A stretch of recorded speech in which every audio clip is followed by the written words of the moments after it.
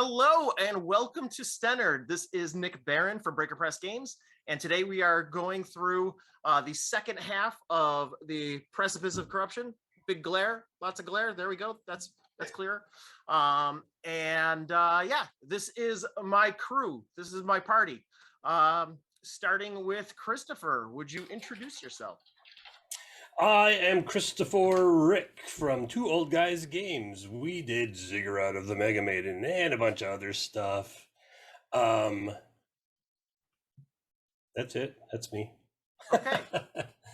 Did you expect more? Did I have more? I probably had more, but we'll keep it short today. I stream as twitch.tv/alltherpgs. There you go. There you go. Malev. Well, hello. My name is Malev. I go by Malev the Shinobi. I am a recording artist, aspiring game designer. I stream on Twitch at Malev Flow Shinobi. And I'm a miniature painter. I like playing games, and I'm so glad that Nick invited me to hang out with y'all. All right, and Asia. Hi, I am Asia Como. I solve puzzles, I play games, and I sing barbershop music. And you can find me in Highlight Quartet and Acapella Joy Chorus. Fantastic. And Jay? Hi, I'm Jay. I caught a bunch of stick last time for being super terrible at self-promotion. So this time I'll say that I do a little bit of editing, a little bit of writing, and a little bit of reviewing, mostly on my blog over at Worlds in Conflict. And Aaron. Hi, I'm Aaron Beechler. I'm a game designer up here in Seattle, Washington. Big fan of all the stuff that's already been listed, including all of Breaker Press Games, good stuff. And I don't have anything to pimp, but maybe we'll eventually have to start donations for Dallas Limb Cutter's family. Just to, because Nick knows. That'll be a new trend, is GoFundMe's for characters. Exactly. Very good. So to get people caught up with where we left off last time, our intrepid adventurers were searching for a missing group of hunters.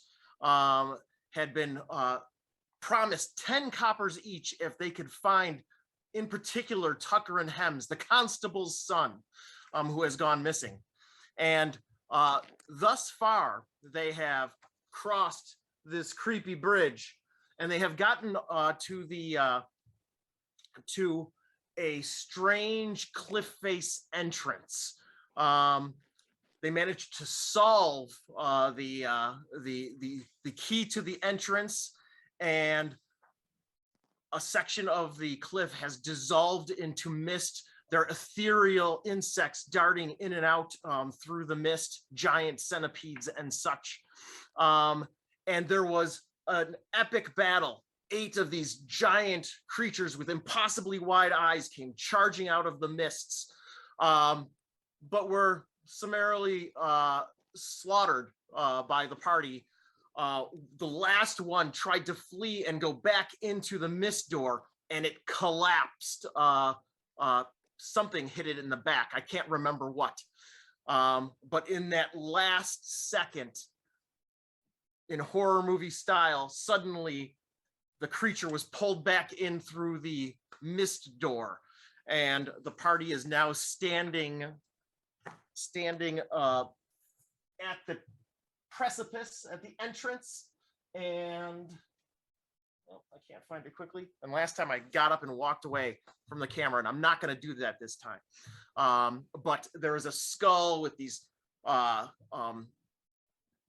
like insectoid like appendages coming off of it, and it is glowing up above the entrance. So my adventurer friends, where shall we begin? Aaron, I do remember your spinning friend, Akarin. What is he doing in this moment as he sees this body get pulled through the mist and disappear into the darkness? Well, Akerin, having also just witnessed a whole lot of very disturbing things in the near future, in the recent memory, kind of pivoting slightly to the group, I guess he would just say, "We found one body already. The dog has it on the cart. Do we cut our losses here and maybe just, I mean, listen, it's just 10 gold, right, fam?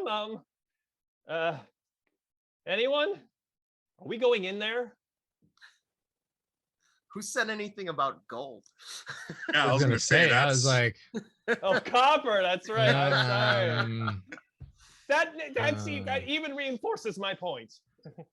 oh, Very good. they couldn't have So, possibly gone in there, could they have? yeah. Also, as a reminder to the viewing public, a number of the people, when they saw this glowing skull up above the door, they fled in terror. So, that being said, let's go to Jay and Ends. Yeah, Ends will start off with her traditional comment is cowards, and then she'll just bust through the open passageway. Axe at the ready. Very good. Pain Raining Blows is going to follow up, just sort of confused and almost like a dazed stagger, not really understanding the gravity of the situation, but still, he has Hammer at the ready. Very good. Does anybody follow suit? Guru the Mouth also follows suit, whereas Trissad Binding Stitcher is staring at the skull above the entrance and racking her brain, trying to think of if this particular iconography she has encountered in any of the many texts she's read. Yeah, give me a d20 and modify by intelligence. That is an 8. Okay.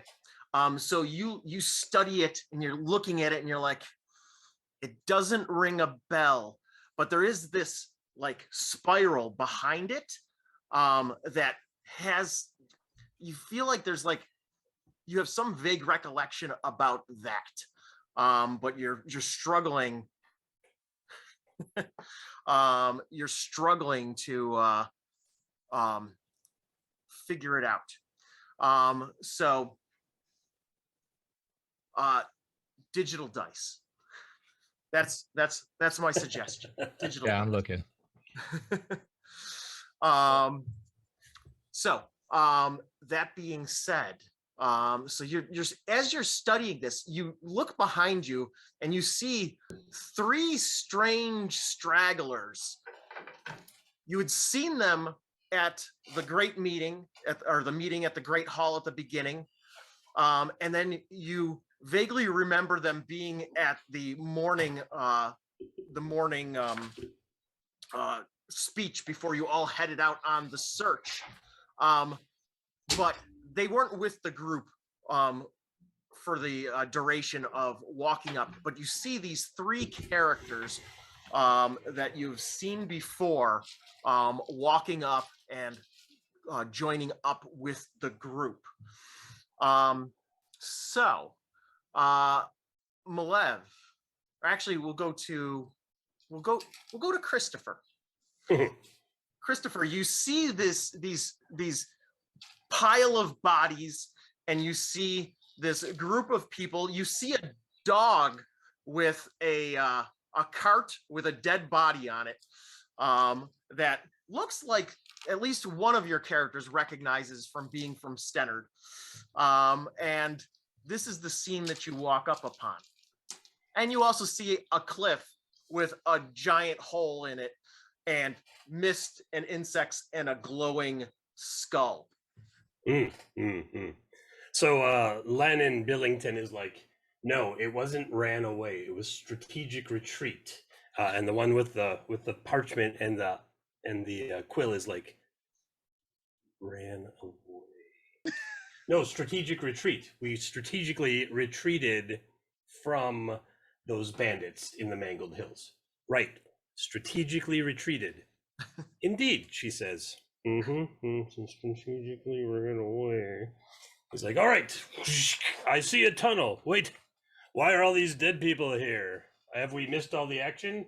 Make sure that you wrote that I didn't intentionally miss this action. Walk slow to not be in battle. Got it. And the other one is just like, Very good. Very good. So yeah. Is anybody else going through the tunnel entrance?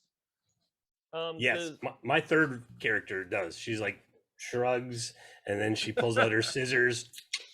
She's like, walks past you, and whoever she walks nearest by is like, I'm just tired of them bickering. Ended already. Very good. I love that your whole crew is basically the supporting cast from Unforgiven. Acheron, having lifted Daelus's body up onto Boulder the dog's corpse cart, will quickly kind of go through his pockets, find a flask, take it out, and realize it's empty. Say figures, and go inside with the rest of the group. Very good. Very good.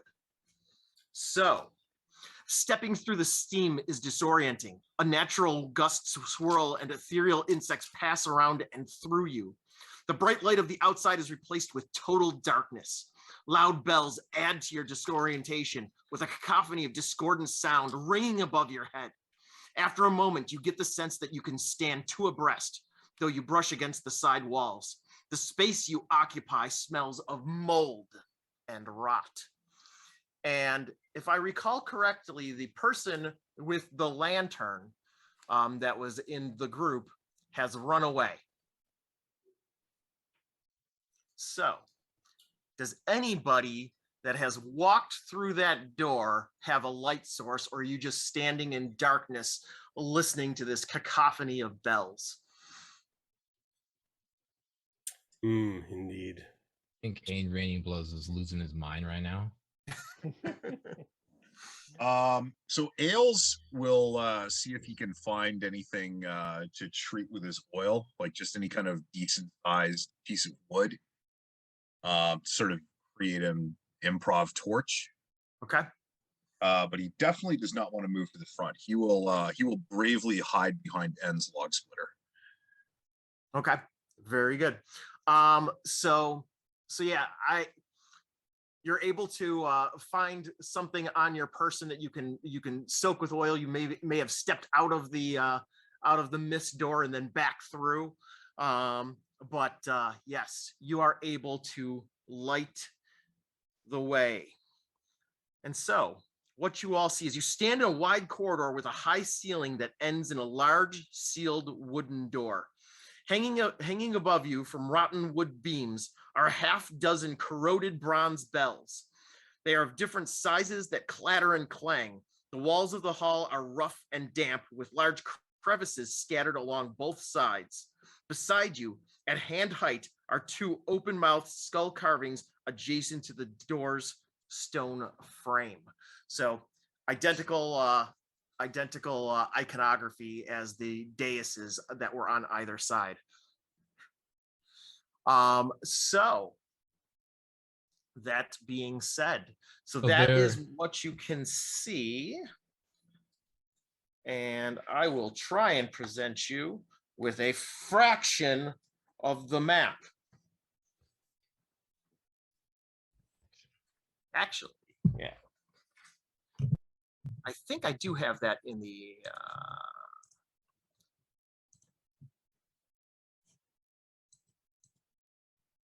yes, hallway figure 7. So if you did look in that Zoom link, the chat link, there is that little map.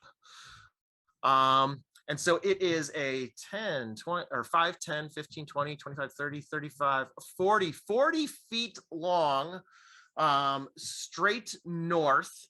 and it is got the door behind you and a wooden door at the end, and every so many feet there is a like 2 to 3 foot wide crevice on either side of the passageway. So Jay, what's your character's name that has the light source right now? That is Ailes Progrounder. Ailes. Well, He's a bow armed. Yeah, Ains is the woman with the axe, and Ailes is a skinny man with a bow. Okay. I want to find something. Ain Raining Blows wants to find something to like make a secondary torch from what Ailes has. If they could light my, I found this stick lodged in the ground, and I'll rip off a piece of my. all right. Well, there should be plenty of no lid clothing laying around, so you could wrap it in that. I've still got oil. Mm-hmm. I'll put a little bit on there. We need a secondary light source. I want to take a peek down one of these crevices. Yeah, so if you're gonna journey or travel down one of the crevasses, Vandus will follow you. Okay. Okay, so the closest one is on the right-hand side and is just like a few feet from the door that you walked in. There is another one on the left-hand side that is 15 feet or 10 feet up from the doorway. So you've got one to the right or one to the left. Like, put the torch inward and like take a look, see if there's anything that can, if I can see like a door or how far it goes or what it appears like. So the closest one, you look into it and you kind of like have to shimmy into it just a little bit to like see where it ends, but it only goes in about 10 feet and it gets narrower and narrower and narrower. Ain Raining Blows doesn't like this. When you turn around, my character holding a longsword is like right behind you, like, you've got this Really danger, close? don't you? Yeah, they're like excruciatingly close. He's like, we are seeking adventure. Be sure to kill it before I get there. We're just in a crevice, though. I just wanted to see if what was down here. Oh, there's nothing? I don't know. Let me look more. Oh, darn. As I look more. All right. Yeah. And so progress. So you can either go to the next closest one, which is on the left-hand side, or you could stay on the side that you're on and go up about 30 feet. So did we just meet the end of a wall? And now I'm just like, oh, it's nothing. Like we gotta go back. Okay. The crack goes for about 10 feet. And then it was just ended. Just ends. Okay, cool. So yeah, Landon sticks his longsword in there. Give it back up real quick. Wait. Sticks his longsword in the crack, like, ah. There we go. I assure you, there's no invisible walls. Throws it over his shoulder and is like, took care of that danger. Walks away. Ooh, you guys want to know what was back in that crevice? It's crazy. It was very dangerous. Write this down, Cadus. We crept down the ever-closing walls. And then my character goes, what are they doing?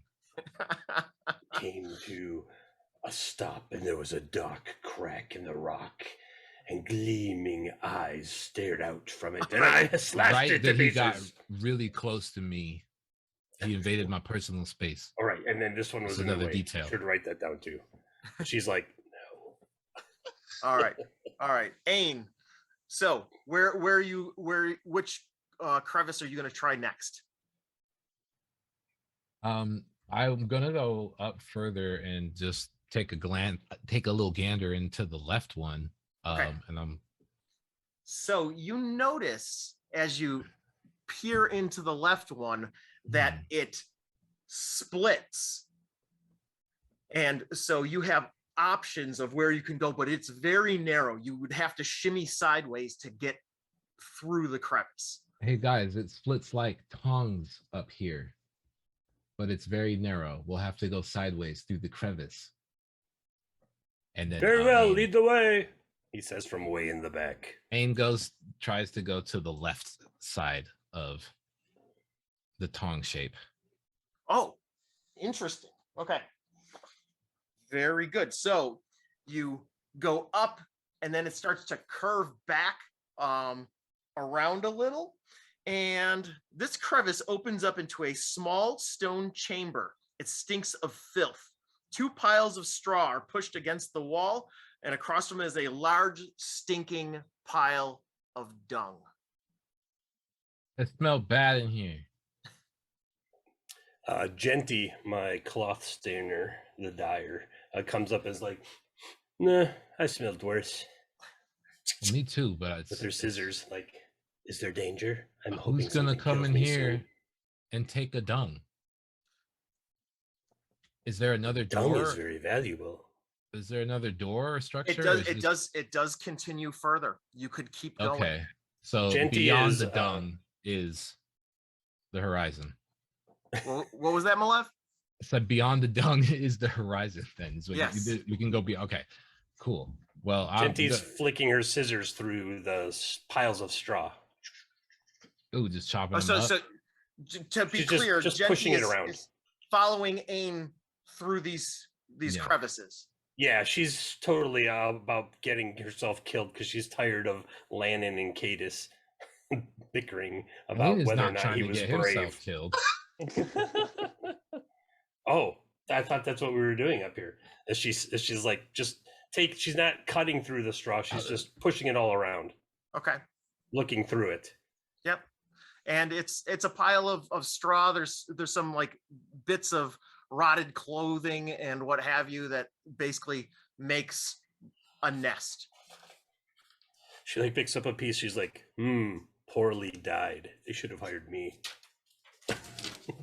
Fair enough. So going around, I'm gonna go back to the group that is in the main corridor. Asia, what are you doing right now? Guru is staring up at the bells above. Mhm. How far up are these bells? About 10 feet. 10 feet. That's why I got out of there. This is too loud. Yeah, did we hear bells in the cacophony as we came in? Nope. No, shrouded by the mist wall. Great sound design.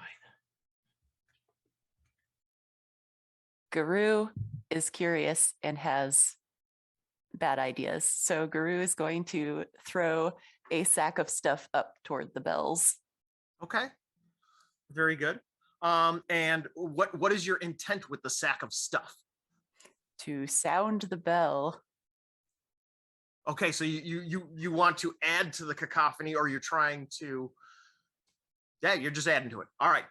So yeah, you swing a sack up there, and you manage to hit one, and they all start clanging even more wildly. Do me a favor and give me a d20. That is a 6. 6. All right. So you hit it, but nothing unfortunate happens and nothing dramatic happens. It just happens. So that being said, anything else that Guru would like to do in this moment? Guru is satisfied by the lack of danger and starts walking forward toward the far end. Okay. So you walk forward and roll a d20. 19. Okay. That is an excellent roll. So you walk forward, and in the moment, you don't notice that there is a piece of twine across the floor. And you just, as you like step over it, you feel your toe kind of catch on it, and you keep going feeling that intuitively that's the best thing you can do, and a javelin comes shooting out of one of the crevices and hits the wall right behind where you were just at. I mumble incoherently at the others. It's not going to be very helpful of a warning.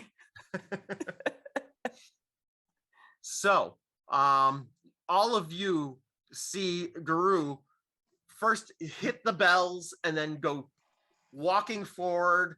You see the like slight trip, and then you see this javelin shoot out of the crevice 30 feet up on the right. And it's now just this broken piece of wood and stone laying on the ground. Akarin, what are you doing in this moment? There's been a lot of chaos in here, and watching Gru kind of go and step and kind of hit that, he just instinctively would just kind of go forward towards him a little bit, like, you flat-footed fool, hold, wait, this obviously requires a fairer step, if you would, please. Guru gestures as though to say, go ahead, be my guest. So I see Akarin has, beyond a marvelous scarf, some thieves' tools, and he's been known to be a man of ill repute. I'm assuming I could do stuff like, for example, like carefully going forward to see if there are any more tripwires, or like the equivalent of like a check for traps, perhaps. Yep. Give me a D20 and modify by your intelligence. Okay. All right. That is okay. So that's a good intelligence roll, but it turns out I'm not that intelligent. So that's going to be a 16. I'm going to burn 2 points of luck to make that an 18, if that's okay. Sure. All right.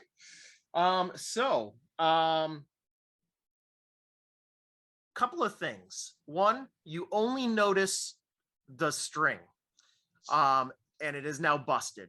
You see the javelin. You also see that there are drips of blood that had traveled into the crevice that you saw those two people disappear into, and the blood drips continue up where Garu is.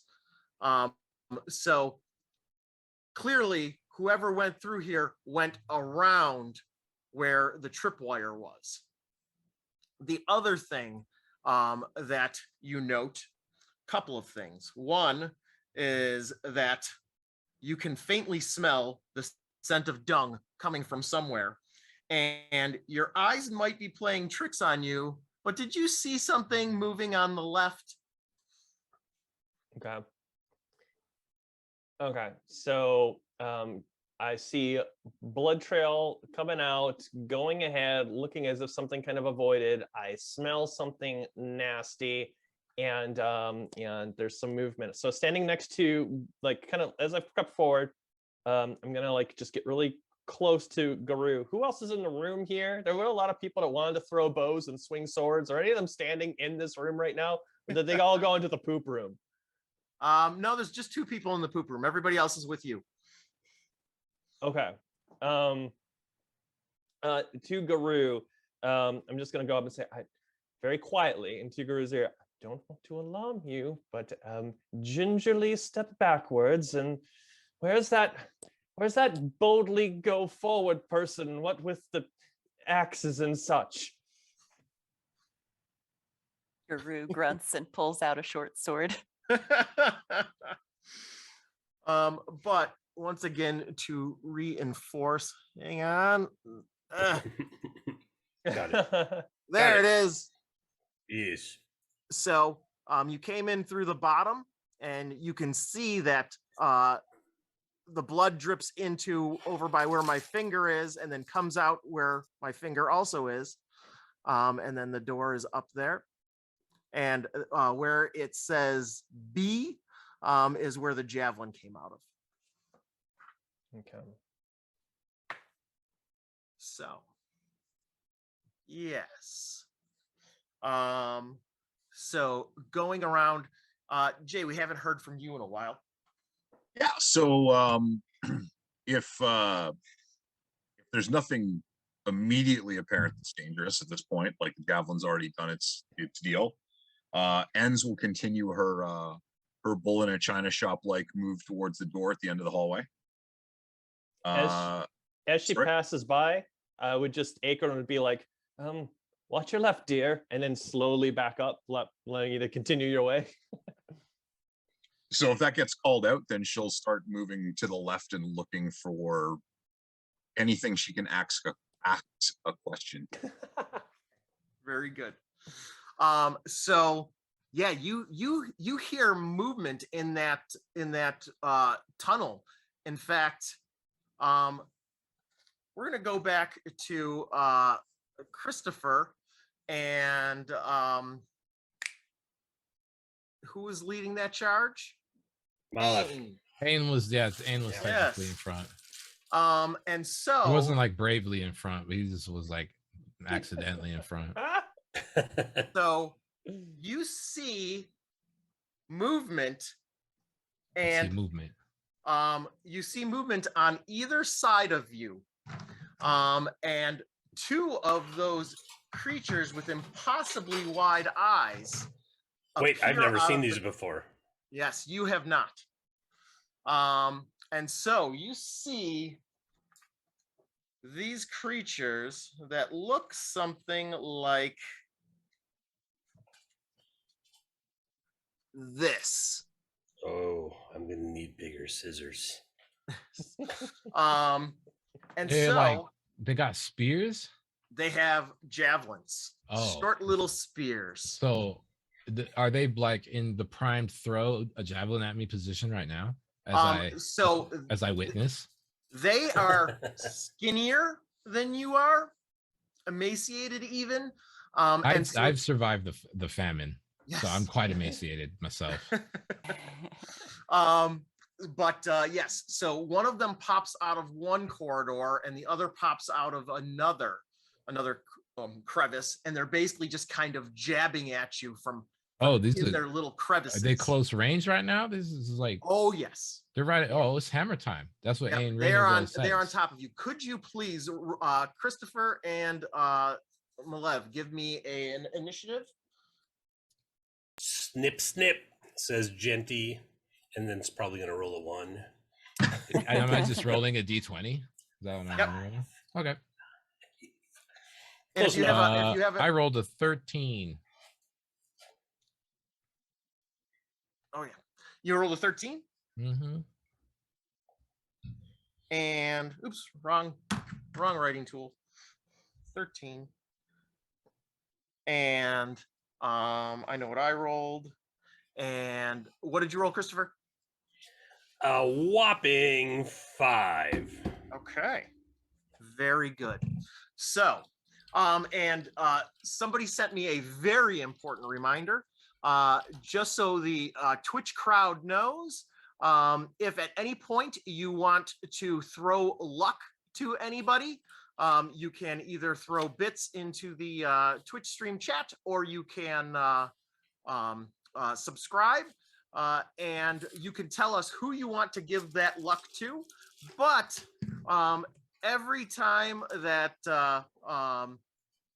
this happens 3 times, then things are going to get a little harder for the players. So just be warned that all of your generosity has a price. I told you were turning into mean old Mr. Potter from It's a Wonderful Life. I tried to tell you. So that being said, so the 2 creatures, one of them stabs at Genty. Does a 17 hit Genty? Oh golly. Oh goodness, Genty. Unless she becomes super powerful dexterously or agilitously, yes, it hits her. Okay. And does 4 hit points damage allow her survival? Oh heck no, she's dead. So Ain Raining Blows, you are standing there and you see this creature lunge out of the darkness and just skewer into Genty your dyer. The dyer Genty who the says, dyer, and finally the sweet release of death. Land in Billington, you suck. In Raining Blows wants to smash Zombo Goblin in. Okay, before you can. The Oh, no. other one I'm looking stabs- at the stabbed body. It's too gruesome. I've never seen such a body stabbed. Oh, now I am stabbed. All right, so the other one stabs at you and is distracted in delight with the carnage that it has witnessed and is just slavering all Did you over see that? itself. And unfortunately misses you. Oh, or unfortunately. How unfortunate. So that being said, Ain Raining Blows, what do you do? Is there one to my left, one in front of me, sort of situation? Yes, exactly. Is the one to my left trying to retrieve a javelin, or have they? What's their current situation? They thrust with it. So okay, it's not like impaled. No. So he's just there. All right. Well, then I will reflexively swing the hammer towards the closest one. Can I grip my? It says equipment, but I was just curious if I can just for style points hold my steel tongs in the other hand. Yeah, sure. Why not? Cool. But he's gonna do that. He's good at manipulating them. He may grab a small goblin and then smash. Okay. Very good. Roll to hit. I'm rolling a d20 and looking for. Is there any modern? If you have a strength modifier, add a strength modifier. I don't have a strength modifier. Dang. Okay, here we go. I got 15. A 15 hits. Kapow! I felt it. I felt the soft skull. Very good. My And- wrist vibrated. And tell me how much damage does hammer do? D4? 1d4. All right. Yes. Let's see D4 it. plus a strength modifier. I feel the big vibration. Oh, 3. Pretty good. Yeah. Pretty good bot. All right. So you hit it and you feel the impact, and outside in the Just group, like hitting the blades. you guys can suddenly hear a bunch of like you heard the death words about Billington. You heard a shriek. You also hear a smack, a very distinctive smack of hammer on bone and flesh. And unfortunately, that's going to be the key word for tonight. You did not take the creature down. Oh no. So really quick, the main group, you hear this going on. Is anybody going to shimmy into the crevices to investigate? Help! I'm beset by zomgoblins, is what Rain yells, hoping for it to echo backwards. If it's not like impossibly far back there to the dung heap and crevice. Acorn's attention is definitely split hearing this smack, but he was very much like eagerly looking to see what our cleaving friend going forward to the left ran into, if anything. All right, so Yeah. where the letter is, that's your pile of dung. You got this little stomach-shaped opening, and that is where you are standing. In this pile of straw over here is where the dyer is laying.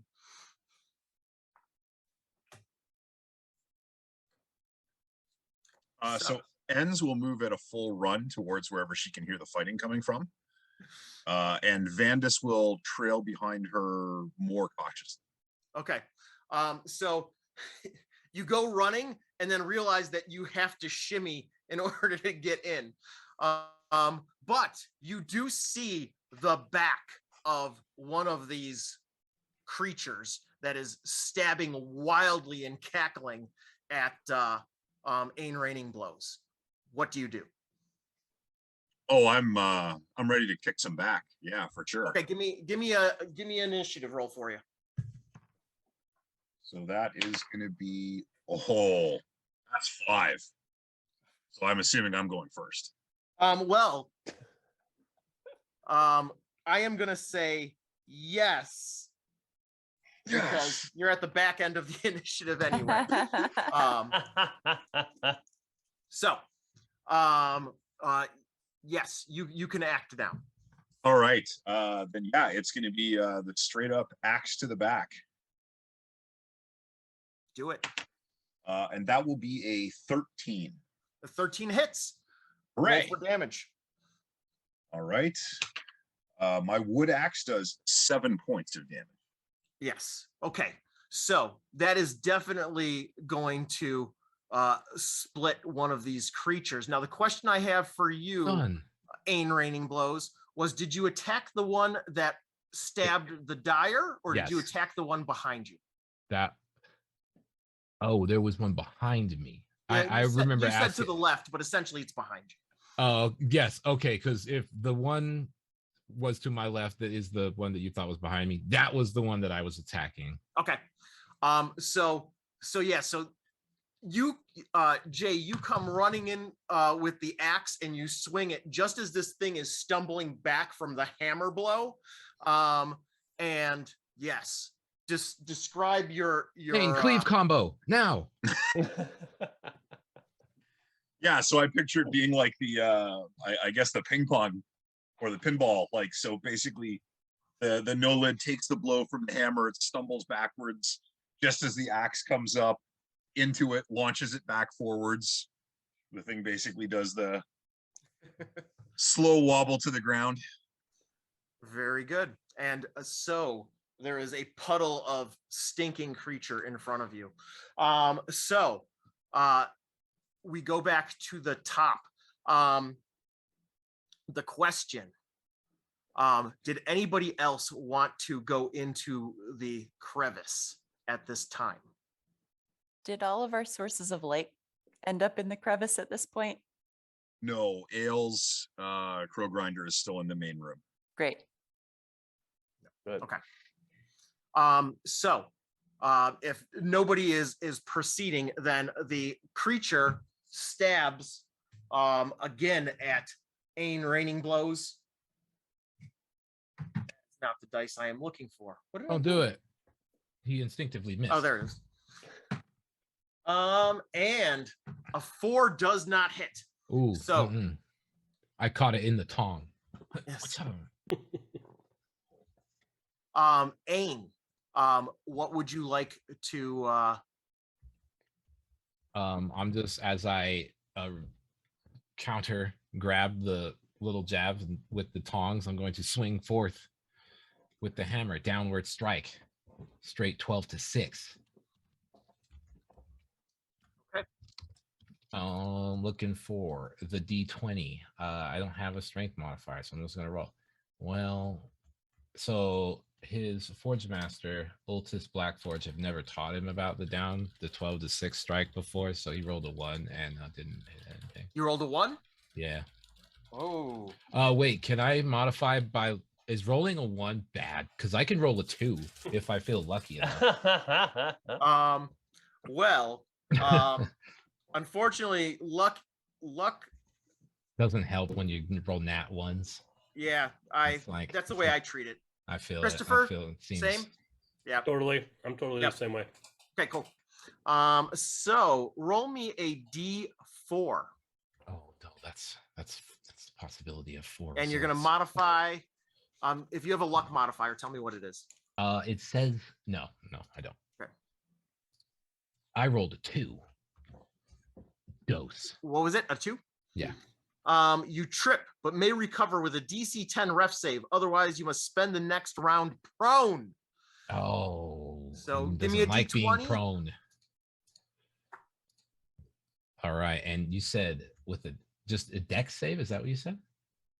It's essentially a dex save, yeah. A reflex save. Oh, okay. So you what is my modify mod? it by your agility. Oh, none then. He's not very agile. Ooh, he's dexterous today with a 4. With a 4. All right. So you go sprawling onto the ground, and the thing is just so delighted. Oh, Ends. What do? You see your compatriot sprawled out somewhere adjacent to the dung. You see the I didn't make you roll for that. So anyways, two dung. I got the you two. see them laying on the ground. You see this grinning, no-lidded creature in front of you, ready to make a stabbing blow. What do you do? So Ains will lunge towards the creature and yell, "Fort Hillwood!" and then make a huge double-handed hack right at the neck. Okay. Roll it for me. I will crawl into the fetal position. That's where the sweetest meat is. Does I guess a 14 hits because a 13 hit last time. Yes, it does. And do me a favor, roll me a D3 as well. For sure. So my D3 is going to be a 1. Okay, very good. You do not hit the neck. But okay, fair enough. But you do connect. Okay. Roll for damage. That will be good for 8 points of damage. Okay. And so you miss the neck, but you cleave through the torso. And you get lodged kind of about the sternum. And yeah, it is done for. And it may slump down onto poor Ain, raining blows. Oh, well, if the axe is still stuck in, I'll use it as a lever to pull the thing off. All right, very good. Thank you. So, yeah. Do you two wish to stay in the crevices, or do you wish to exit? You have the ability to go further in. So you're asking, do we want to go back through the crevice, back into the cacophony hallway, or continue down the, what as I understand, not as loud and cacophonous corridor that we're in right now? Is that what's going on? We either go back to the bell place, or we're going for. You can either go back to the bells where everybody is, or you can continue exploring the crevices. Well, I feel like Ains doesn't want to go back to where the bells are because it's just too noisy. All right. So I'm going to go back to that group. Akarin, what are you doing? Well, my noble aggro puller decided to go off in another way, and I still think we have a suspicious thing up ahead on the left. We have the bells up ahead. Did you mention that there were other of the statues, like what we saw outside at the somewhere behind in you. This room? Behind, adjacent to the door behind you. So the one we came in. Probably some sort of mechanism to get out. Okay, and it was nothing straight ahead of us. Door. There's a door ahead of us. Okay. Just where Garu is headed. Yeah. So I guess I would just turn to Garu and say, well, we either go where we know there's certain danger right now, or maybe that thing I think I see ahead of us is something we can reason with. Best be prepared. Is there anything like rocks or stuff kind of nearby? Like, can I kind of arm myself with like a projectile of some kind? Yeah, you can pick up a rock. Okay. So in a direction where I think I saw something, I would just kind of Acre would call out, if you mean us no harm, thing I see ahead, or if you're perhaps one of the hunting party, we're here to help. Just present yourself and we can all profit together. Very good. So once again, you smell a waft of dung, and you also hear cackling somewhere down the crevices. The crevices You're cackling? the ones that the rest of the party went through, or are there Yeah. other crevices up ahead? So I There's will. there's still 2 up ahead, right? Okay. But near to the left and right in front of the door, I believe, if we refer to figure 7. So once Yes. again, Yes, there is 2 more. looks Okay. something like this. Okay. Over there. I think I revealed a little bit more this time, but it's okay. Okay. So in the room with us right now, there was a gentleman, an enthusiastic gentleman with a sword, I believe, that was having a scribe write great stories about his adventures. Was that correct? Yes. Yeah, yes. He draws the short sword again. He's like, I try not to draw it unless I'm going to use it. Write that down. No. Yeah, but no. Yep. Yes. Absolutely. I am but a humble performer, but I have tripped the boards fantastic to entertain and tell the great stories of heroes like you before. I might be Well, able first to you have to suggest sign a contract and a non-disclosure act, and I have to be sure to approve everything that you write and put out into the public domain about me. But sure, we can talk later. if you are looking to perhaps extend your greatness, I think there might be some gibbering up ahead that could use the pointy end of your sword's attention. Oh, gibbering. Is it a high gibbering or a low gibbering? Akron deeply sighs internally. Whichever would be the more heroic. Oh no, see, I have a contract to only attack a certain type of gibbering, so I need you to tell me what type it is so that I can determine whether or not my contract allows me to stop writing this down to attack this. Is it a high gibbering or a low gibbering? Akron would look at the scribe that he is talking to and just like kind of, oh, certainly high gibbering, and a high wailing gibbering, in fact. Is that the, it is? Are you sure you've read it? Can you show it to me? Will attack all high gibbering. Well, bollocks. I'm ready, let's go. We've got your back. So Akron, which direction do What's you on my point him in? back? Wait, what?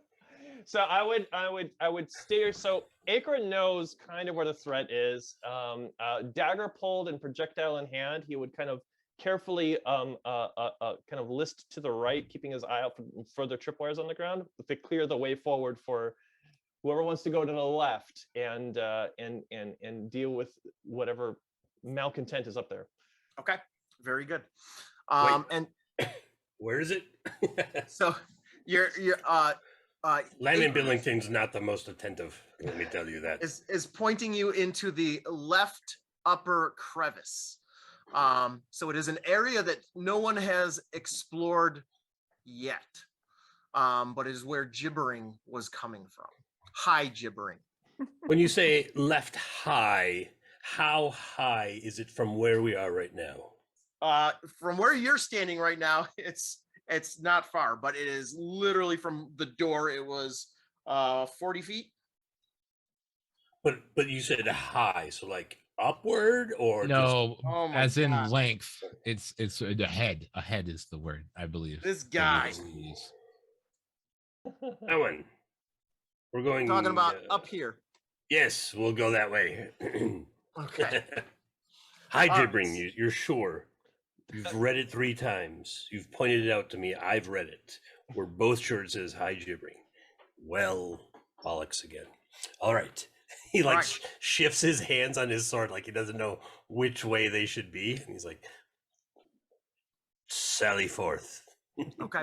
So you see the outline because it's really dark. You've only got the little bit of light from the tunnel that is illuminating ahead, and so you see something move towards you and then cackle and run away. He just holds his sword this way. I'll get you one way or another. So do you continue forward after it, or what do you do? Yes. Every Okay. step is an arduous process in this dark and deadly dungeon. Are you getting this? I'm getting this. I'm not getting this. All right. So and he slowly yet loudly moves forward. One more step and I shall engage the enemy. One more step and then closer to running away. Okay. So I'm gonna shift gears back to Malev, to Raining Blows and Ends. So It's an end, you baby.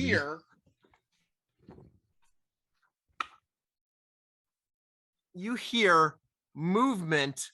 So you guys are standing here and you hear movement up here and some giggling and what have you. And you hear a bunch of conversation of your party mates.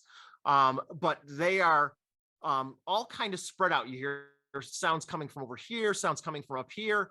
And it's all kind of reverberating through these crevices. It's all kind of confusing.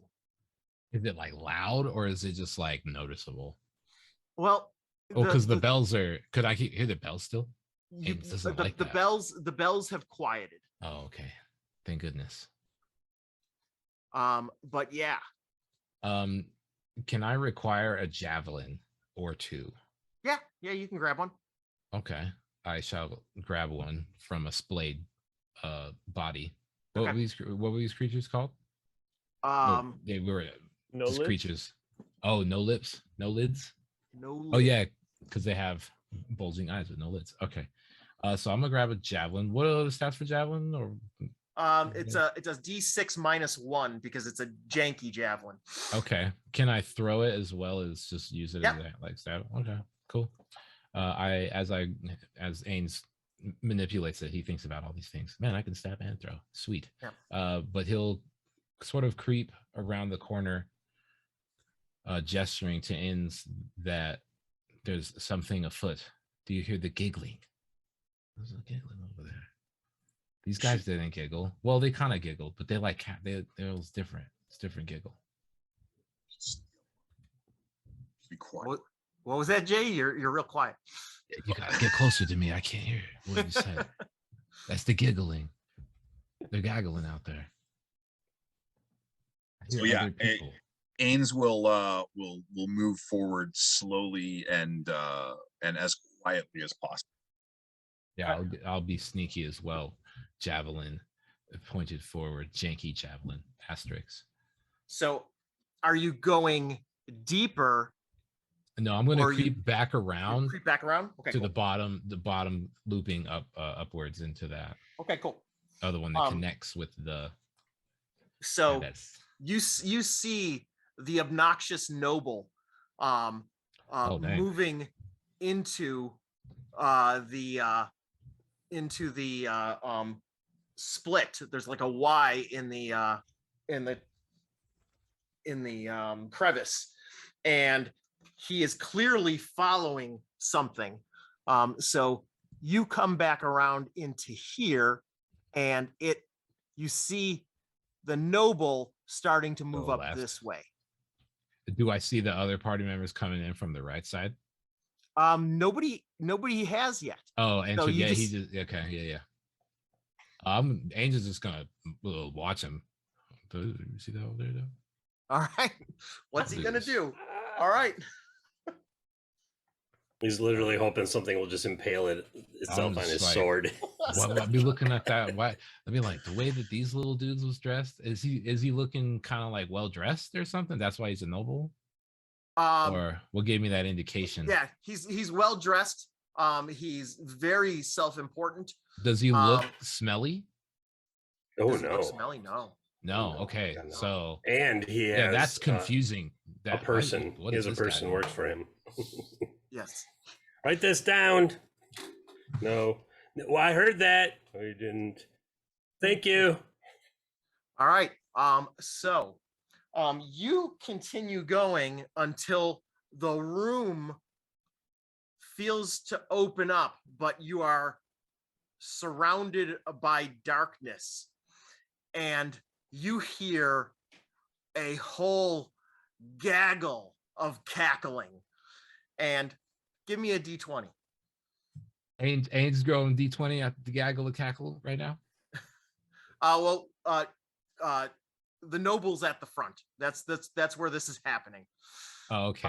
Right, 1d20. Oh, me. that's who I was asking if I saw someone else come up. If I knew it was him, I would have followed him, but I guess I didn't recognize him. So I just let him walk ahead. 18. I rolled an 18. All right. I rolled a 2. You somehow luckily managed to strike first. Maybe it's your paranoia. Maybe it is your excellence. We will find It is out. my divine right given to me by X named Can God as a Ains, noble. Ain and Ains run up? Oh, that was the guy. That was the guy from outside. Let's go. Oh, I thought that was just some noble down here. That confused me. Sally forth and kill these vile creatures. His accent change is like you don't know where he's from. So, are you going to attack? Well- Specifically, Christopher. Christopher, are you going to attack? Yeah, but kind of like accidentally. He's like, "Whoa!" Very good. Roll a d20 and modify by strength. That's a 14. Okay, that's a hit. Roll to wound. Oh my god. Damage says 3 points of damage. So you can't see what you're stabbing at because you don't have enough light. But you hear something drop. You like feel your sword go into something and something drops. But then 2 things. Oh no. 3 things. No. One. You hear something cackling, and then something goes horribly awry. That means a 20. No, horribly awry for whatever was stabbing at you. Oh, even better. You hear something like stab at you, and it's like cackling, and then all of a sudden you hear just like struggling, because it sounds like something is entangled. Take that vile creature. But the other one hits, I assume hits with a 15. Yes. And you sustain 3 points of damage. Is the noble Fantastic. Be sure to note how nobly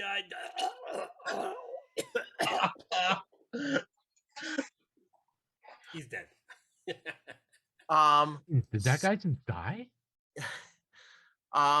So Cadius, Songslinger, Okay. runs up and loots his body because she knows where all the valuable stuff is. Like, stay away, stay away. She's like holding the quill like a weapon. Like, stay away, or I swear to God, none of you will ever reproduce or walk the right way. And But she like gently rifles through his body and takes all his stuff. But is she gonna wait until the creatures are Oh gone? heck no, no. She's not that smart. Oh my gosh. All right, now Akron feels real bad about what the dominoes he put. Oh god. Okay. So real quick, Jay and Malev, give me a initiative roll. Sure. 15. Okay. Ooh, 19. 19. And then Aaron, is Akron going in? Asia is Guru going in? Yeah, I would say the young lady scribe, Akron kind of put together. It might be like a noble, but she isn't. And if she's like going forward, Akron would be like going after. It's like, oh god, don't just wait. And yeah, Akron would go in. Okay. And Guru thinks there might be a noble's pockets to go through, so Guru will enter as well. All right. Very good. Give me an initiative for each of you. And that's the die plus the INIT stat, the init stat. Yep, correct. Okay. 14 for Akron. Okay. At 20 Yo! for Garu.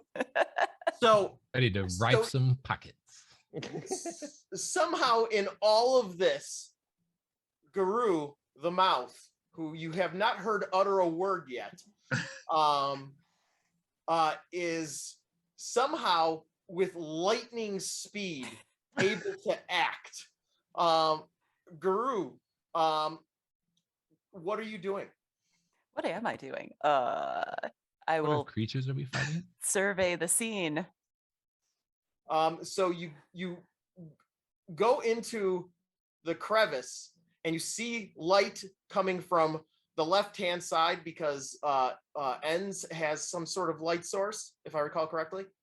Or no, Ains does now. oh, Or Ains. Ain. Yeah, Ain raining blows. without Raining a blows S. does. Yeah, we'll say raining blows. Okay, so there is a light source, and so you're able to see that there's like all of these splitting off crevices. You see the noble laying down, you see like legs, and you can hear cackling and know that there is a room ahead. But yeah, you see the boots extending into the crevice.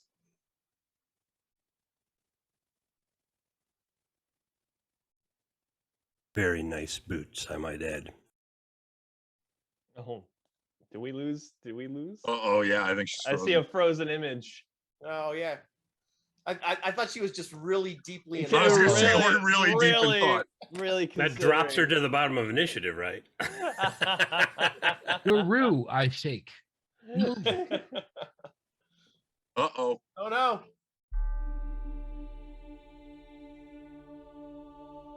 All right. Garu, what do you wish to do? I will step toward the giggles. All right. And do what? Stab them with my short sword. All right. Stabbing at the giggling. Always His choose laughter. violence. Yeah, yeah. Won't we be sad once the lights come on? No, you'll be fine. Give me a d20 and modify by your strength. That is a 9. That does not impact anything. So you're swinging something wildly. I'm not sure what weapon you have, but you fail to connect. I can nudge the noble's foot with my foot and see if there's any movement or if he's gone. Oh, he's gone. You shan't take my.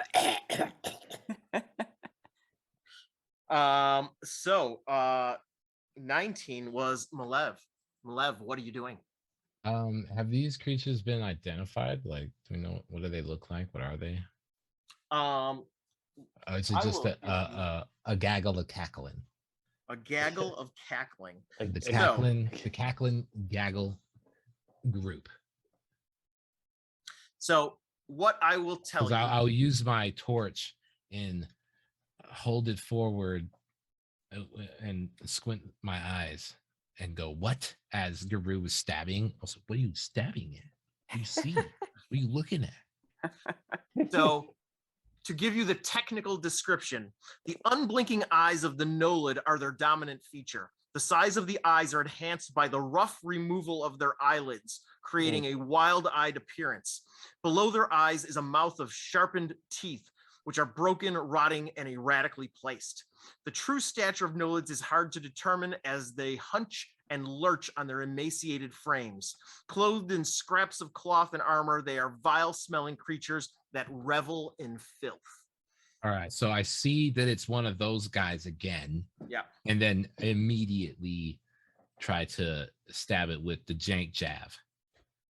Okay, got you. So give me a d20. I shall roll. I rolled a 10. Okay.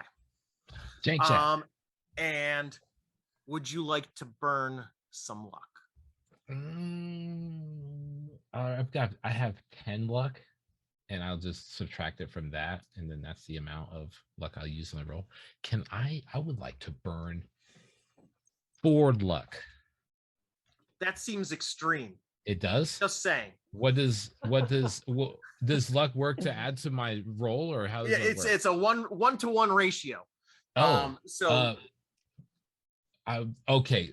We'll go 13 because I remember that sort of hit with from before. I am going to tell you that is still slightly extreme. Oh, well then I'll just do 2 luck. Okay. I will accept that offer. Cool. Yes. So you are able to, you lurch into the darkness and somehow connect. Give me a D6 minus 1. D6 with a minus 1. Yep. I got a 1. A Take 1. that. All right. So there is some cackling creature that is cackling a little less. You hear it. You Right in hear the it cackler. let out a and then it starts giggling like a little less loud again. We go to 18, which was Christopher. Christopher, describe the Yes, person. Cadis. Cadis. Cadis, a songslinger, formerly in the employ of Lennon Billington, loots his body. Okay. Because she now has notes on where he keeps all his valuables. That's like half of the book she wrote. Okay. So I what I imagine is you pushing Guru out of the way in order to get at the body and start rummaging through everything. I like with my hammer and ukulele, which that's how she plays it. She strums the hammer across the strings of the ukulele. It's very hard to do. I have if you've ever seen the band Tenement from Milwaukee / Appleton, I have seen the guitar player play the guitar with a chain, and it was awesome. There you go, a little Wisconsin knowledge for everybody that's not a Scotty. There you go. I'm a Scotty. That's how I got roped into this tonight. As you Yep. can tell by the radio station I'm on with you now, and I see it. Okay. All right. Yeah. So I will tell you that Push in everyone this out. initiative order, you can take 3 items off of the nobles. So just go through and pick your 3 items that you managed to take off of the noble. Sweet, because he has 4, and I don't know. I don't want to use that last one, so I'll take the other 3. All right, very good. That leaves something for Guru. Yes. So going to 15, which is Jay. Ends. What are you doing? So just to clarify, because I don't think any of us have actually asked this yet, how many of these creatures are in front of us? Just 2 that you know of. Oh, okay. It's too That I dark know of. otherwise, right? To really Fair enough. notice. So Ends will step up and attempt to strike another one down with her axe. Okay. Roll to hit. That 1. 1. Give me your fumble roll. D4 for fumble, yeah? Yep. Okay. That is a 2. You trip, but may recover with a DC 10 ref save. Otherwise, you must spend the next round prone. Okay. Do I roll that now or next round? Yep. Now. DC 10, you say? Yes. All right. So you are now laying on top of the noble, and possibly on top of the luthier. Do you want Cadis to make an agility check as well? Yeah, I do. I think this will be Ref glorious. save. Not like this. Oh, thank God. She's got a +1 reflex, and I rolled a 9. So Okay. she's like, You managed to roll out of the way. You're like grabbing your ill-gotten gains and rolling out of the way as the loot is mine. Get it? The loot is mine. She's a loot. Never mind. All right, Aaron, what's it gonna be? Oh, this is a hot mess that Akron feels partially responsible for. All right. So there's people rolling and falling out of the way. I see at least two ahead. Can I kind of getting close, but not like the dog pile? Can I like huck that like rock I picked up at one of them? Do it. Okay. Is that D20 with strength or is that an agility? With agility. Okay. All right. How does an 18 strike you? That's a strike. Now, did you choose a target, or did you want to go injured one, uninjured one? Akron would prioritize whichever one is kind of closer to this now dog pile over the noble's corpse, if that's okay. So the injured one. Okay. Yep. What do I roll for damage? Because I only know I only have for D3. D3. Okay. Give me a D3. You got it. 2. 2. And so you see this thing collapse. It's like holding its head and it goes stumbling back, and then it just kind of like falls to its knees and then slumps over. But the other one, you see it just kind of like throw its head back and lean forward in at all of you and say, "You will kneel." And then it darts into the darkness.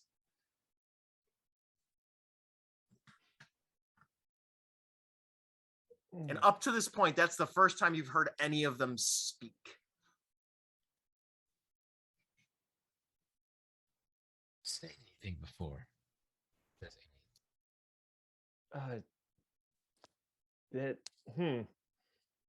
Neil, you will before them. You're not that scary. I will never kneel to you. Kill one of the members of the hunting party? I believe he meant, or it meant, its masters. Speaking of masters, she whistles and a dog comes trotting up. Because I feel like one of my next characters is going to die very soon. So its masters wish you to kneel. I mean, Lannon tried to make me kneel, and I said, I have a very sharp hammer, and he backed off. I'm rifling through the noble's pockets for that last bit of goodies. You get his long sword. Hey, that's longer than my short sword. That's true. That's like true. 5 extra copper or the metal. So you the group of you are in this passageway, and it's 10 feet wide, and it continues on into the darkness. It seems like you've entered a new room.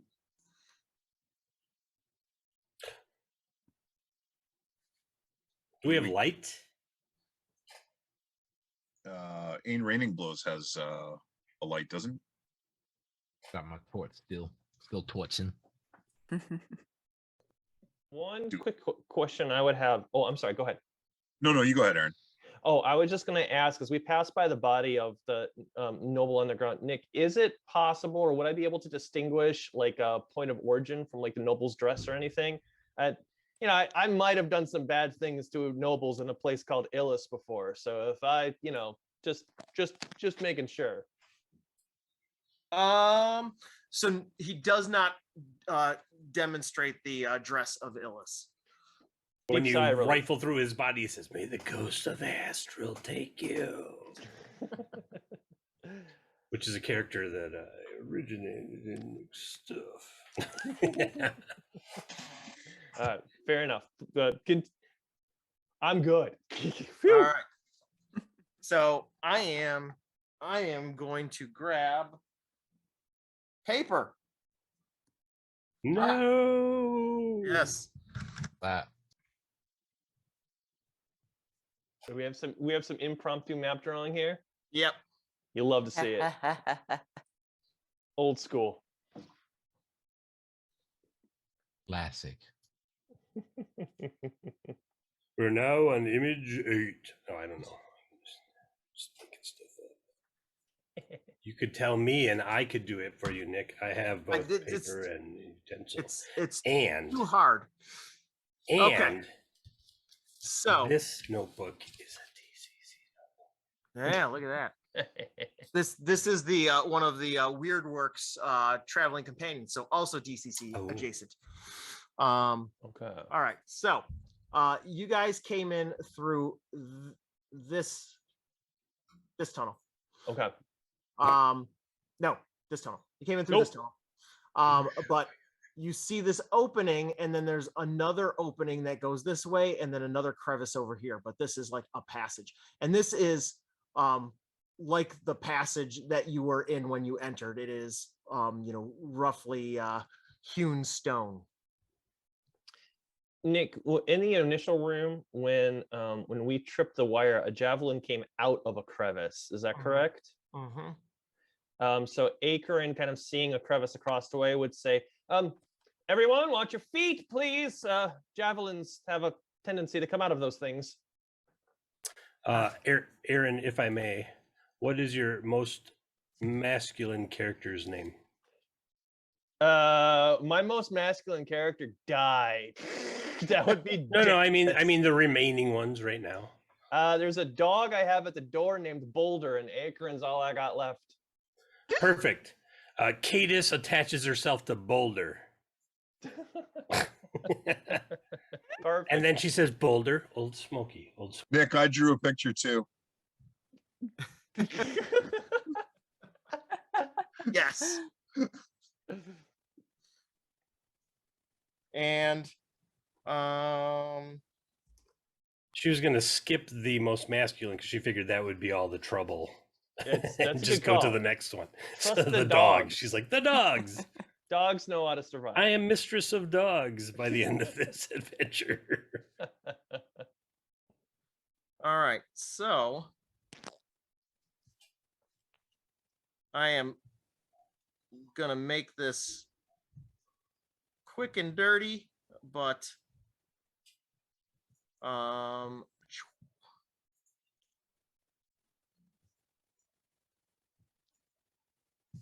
hopefully this gives you better. So this is, it's a little short, All right. but this Yep. is what you came in, and there was crevice. The javelin came out of this crevice. You guys went through this. This was the stomach shaped thing. And now you are in here. And I totally forgot that there is a little section that goes off over here. So yeah, you guys are here. What do you do? You've got options. Dark. It's dark, yeah. Like need to use the torch to sort of move forward. Yes, and you do. You do have a person with a torch in the Okay. group. I believe Ain. Yeah, I want to creep up with said torch and look like around the corner on the right side. Over here. Torch. That side, yes. Okay. All right. So, yes, you look over and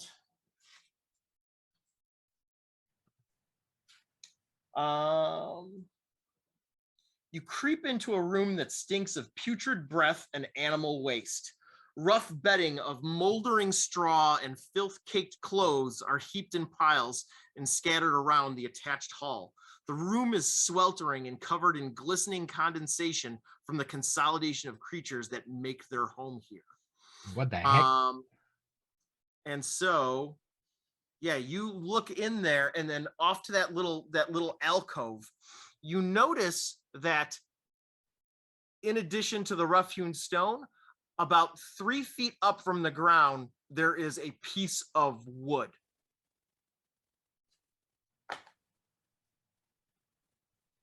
It's just wood.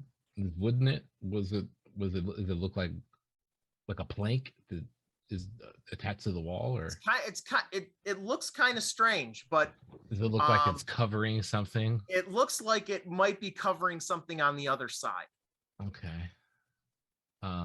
And there's no other immediate threats because they mentioned No. creatures. Yeah, so Uh-huh.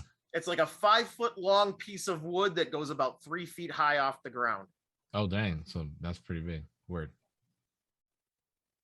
I'm going to point towards the piece of wood with my torch and say, "Looks like there's something behind that wood. Also, it smells in here." How large is this dung? Does it look like no lid size or bigger? No lid size. Gross. Oh yeah, that's definitely no lid size right there. Does someone want to try and pry this open while I provide torch? While I hold the flashlight, while you do the car mechanic work. Ains will try and pry it open. Oh, you can also maybe hit it. Yeah, or if it's a thin piece of wood, I have an axe that goes through wood. Actually, it says So- wood axe, so it's the wood right tool hitting for the wood. job. It's just, yeah. So, do you do any like testing before you hit it? Yeah, I'll no. just give it like a quick tap just to see if it sounds like it's crazy thick or if it's just, like a piece of plywood. Investigate. You give it a nudge, and it just goes, doop, and falls off. Oh, It that- was a hole. that makes me Is it- sad. or wait, is there what is this falls on what is revealed? And so now you see another chamber on the other side that Oh, has 4 no. alcoves. Peeking inside there. Mm. Can we turn around and see where the rest of these? Anybody want to investigate another option, perhaps to the left of the path where the noble lay? Or do Do we I you think wanna- we should keep moving forward, inside this one? trying to find Well, these people. Yeah, it looks like if I would think if we go back to the main passageway, we're more likely to find wherever they're keeping these people. It seems like these side passageways are like their bedrooms or something. yeah, it's just smelly around here. Is it noisy? Is there Wait. cacophonies of bells No, overhead? there is no bells here. Oh, sweet. If we have a peephole, can anyone confirm if the room is empty? Like, is there anything lurking in there? Are we Do sure? we have to crawl like on our knees and hands and knees? You'd have to duck, Oh, okay. possibly Well, limbo. If the Ooh. question's been asked, Ains is gonna and limbo. Ends will just move into the room. We'll just fall forward quickly and get back to our feet. Okay. Yep. And so you can tell that there were creatures in here recently. You can smell the stinking breath. And Yeah. Thank there's breath. evidence of like the dust is scattered and what have you. You just have this sense that there were creatures here a short while ago. But yeah, there is nothing here right now. Who And all sorry- is coming into this corridor? Were there other Besides- ways out of this room? Oh yeah, there is a door at the To our left when we come out of the limbo zone, to Yep. my understanding. so yeah. up here Yeah. there's a door. Is There anything technically in is the a little door that alcoves? goes into the passage that you originally entered through, but there Right. is another door to the north. Is there things in those little alcoves? The alcoves. You are going to find more of what you expect. Ains doesn't know what to expect in here. It's more I dumb. mean, just Is the smells worse over there in those corners? Dang it! Those are those corners. Those are the smelly corners. Yeah. Where did I put this little blurb? That's the important. Any place alcove. in this dungeon where 2 walls meet is just a toilet, basically. yeah, basically. Okay. If the characters pause to analyze the corridor, they will find that it is 10 feet wide, crafted of ancient weathered stone and covered in condensation with patches of moss. There are 4 5x5 alcoves with carved reliefs of twisted faces, leering skulls, and scuttling beasts. Each face conveys ideas of corruption, agony, and decay. The alcoves have piles of worm-filled dung in various stages of decomposition, and the base of each wall is lined with rotted wooden boards.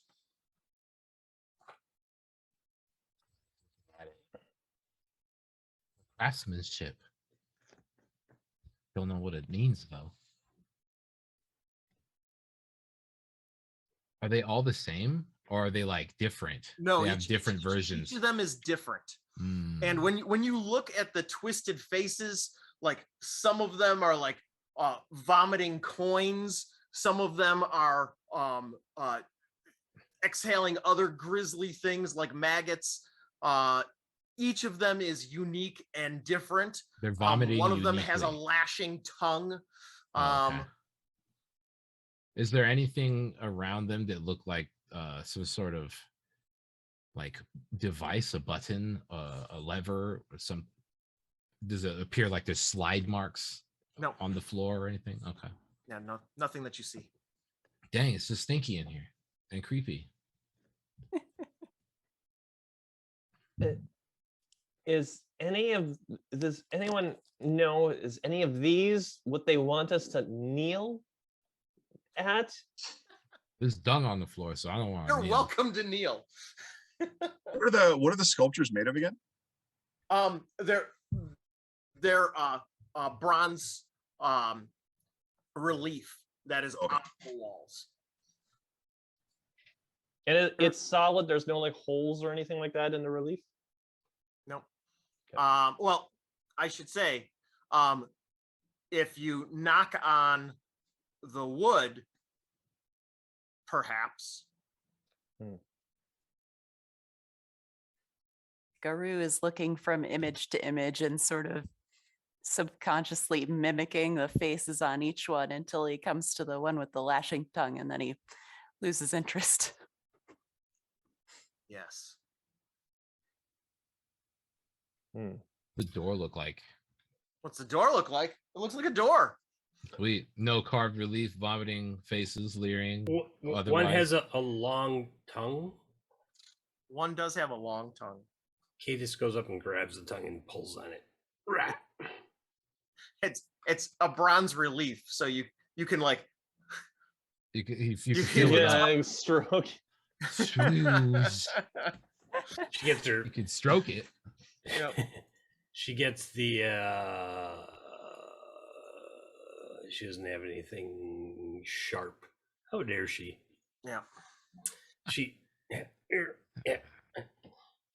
just punches it in the face. Walks away. All right. That thing is Hey, Dad. janky. So you're standing in this room, and actually, let's take a little gander. Mandarin. That's the wrong die. There we go. Sounds like you're dropping remotes over there. Yes, that is exactly what I'm doing.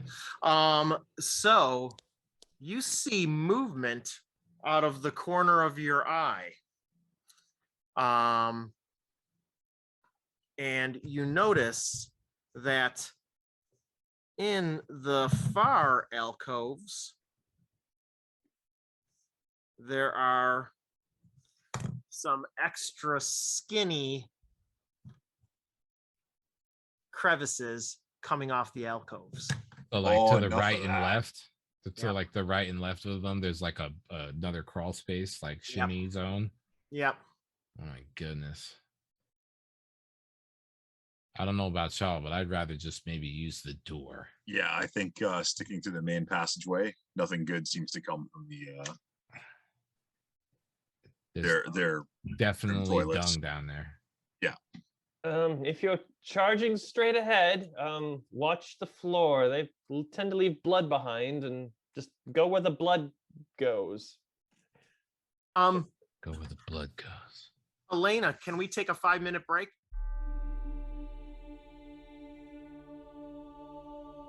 All right, we are back. And so we are in the alcoved hallway. What do you guys want to do? Can I just clarify, Nick? Because this room is connected to the room we were in before we went down all the twisties. I'm assuming the characters we all left behind in the previous room can hear everybody talking. Yes? No? Roughly, yeah. Yeah, essentially, I will show you this much. I'm down with my less brave characters rejoining the group now, Okay. if that's an option. Yep. You can just open the door. Everybody's just standing awkwardly on the other side of the door, and they're like, "Should we open this door?" And somebody They goes, still alive? I think they're still alive. "All right."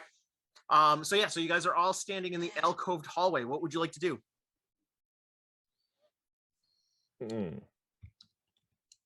Well, we were. sorry, go ahead. Oh no, my apologies. I was just gonna say, I believe when we were talking, we had the door straight ahead. We had these two little offshoots, kind of like going off, and I believe we had resigned to say, if we can, not go in the offshoots. There's a lot of foul-smelling things down there. Maybe stick to the door. Does that sound right?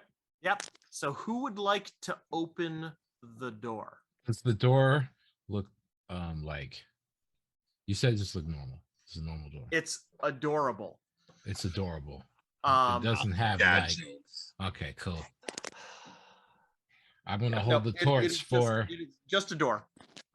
Ains is good to Cute open and the door. round. Yeah, I'll hold Oh, the what torch for happened? Haynes. Oh no, did we lose her again?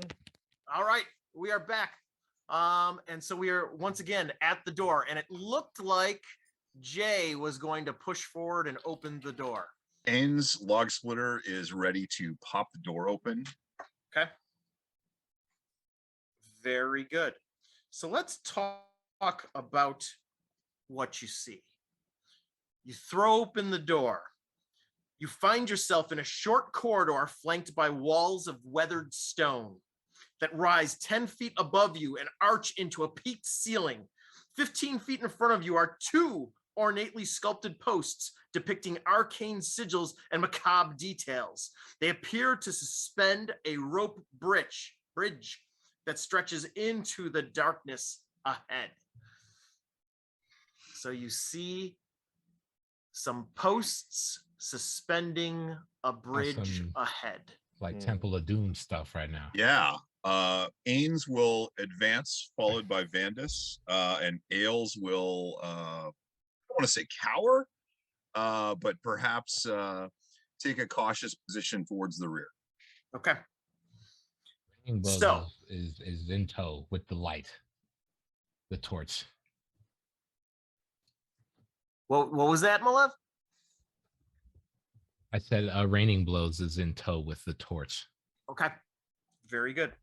So as Enns and crew advance, as you advance toward the bridge, you hear pitched gibbering and inhuman chatter. In the distance, you can see shapes darting around with excited movements. An orange-robed figure looks on as a human in torn regional clothes sits slumped atop the column on the opposing side of the chasm about 40 feet away. A gangly creature lets out a bestial laugh and pushes the Stennardite over the edge. They emit a weak cry as they plummet, attached by their wrists to a heavy, rusted chain with frayed rope. They fall for what feels like an eternity when the chain goes taut and a distant, agonized scream drifts through the chasm and ends. You recognize this person. They weren't the clothes of a Stennardite. They were from Hillwood Camp. It was Vela Cornwood. It's go time. So Ains is just full run across the rope bridge. Oh Lord. And so, as you look across the rope bridge, you see more of these no-lids approaching. In fact, you see a person in orange robes. You see the larger cackling you will kneel guy on the opposite side. You see three other no-lids, and then the one that's advancing across the bridge. Smoky old shoe, go. All right. Says Initiative time. Cadus. Raining Blows is going to stand in jank jab formation.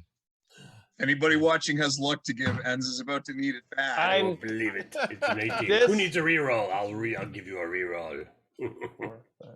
That's 6 things altogether. If I have my holy cow. Okay, Yep. Don't bring the holy cow. They're slow and they plod. fair enough. They'll probably break the bridge. It's bad. All right. If so I tell got me, an 8. You got an 8, Malev? I got an 8. Yeah. You might need a reroll. I might. Okay. Jay? Oh, I'm bringing a 3. 3. Ooh, he definitely needs a reroll. Asia? Dying. Garu is a 6. I'm loving Why this. are you all so Solid bad at 6, this? so.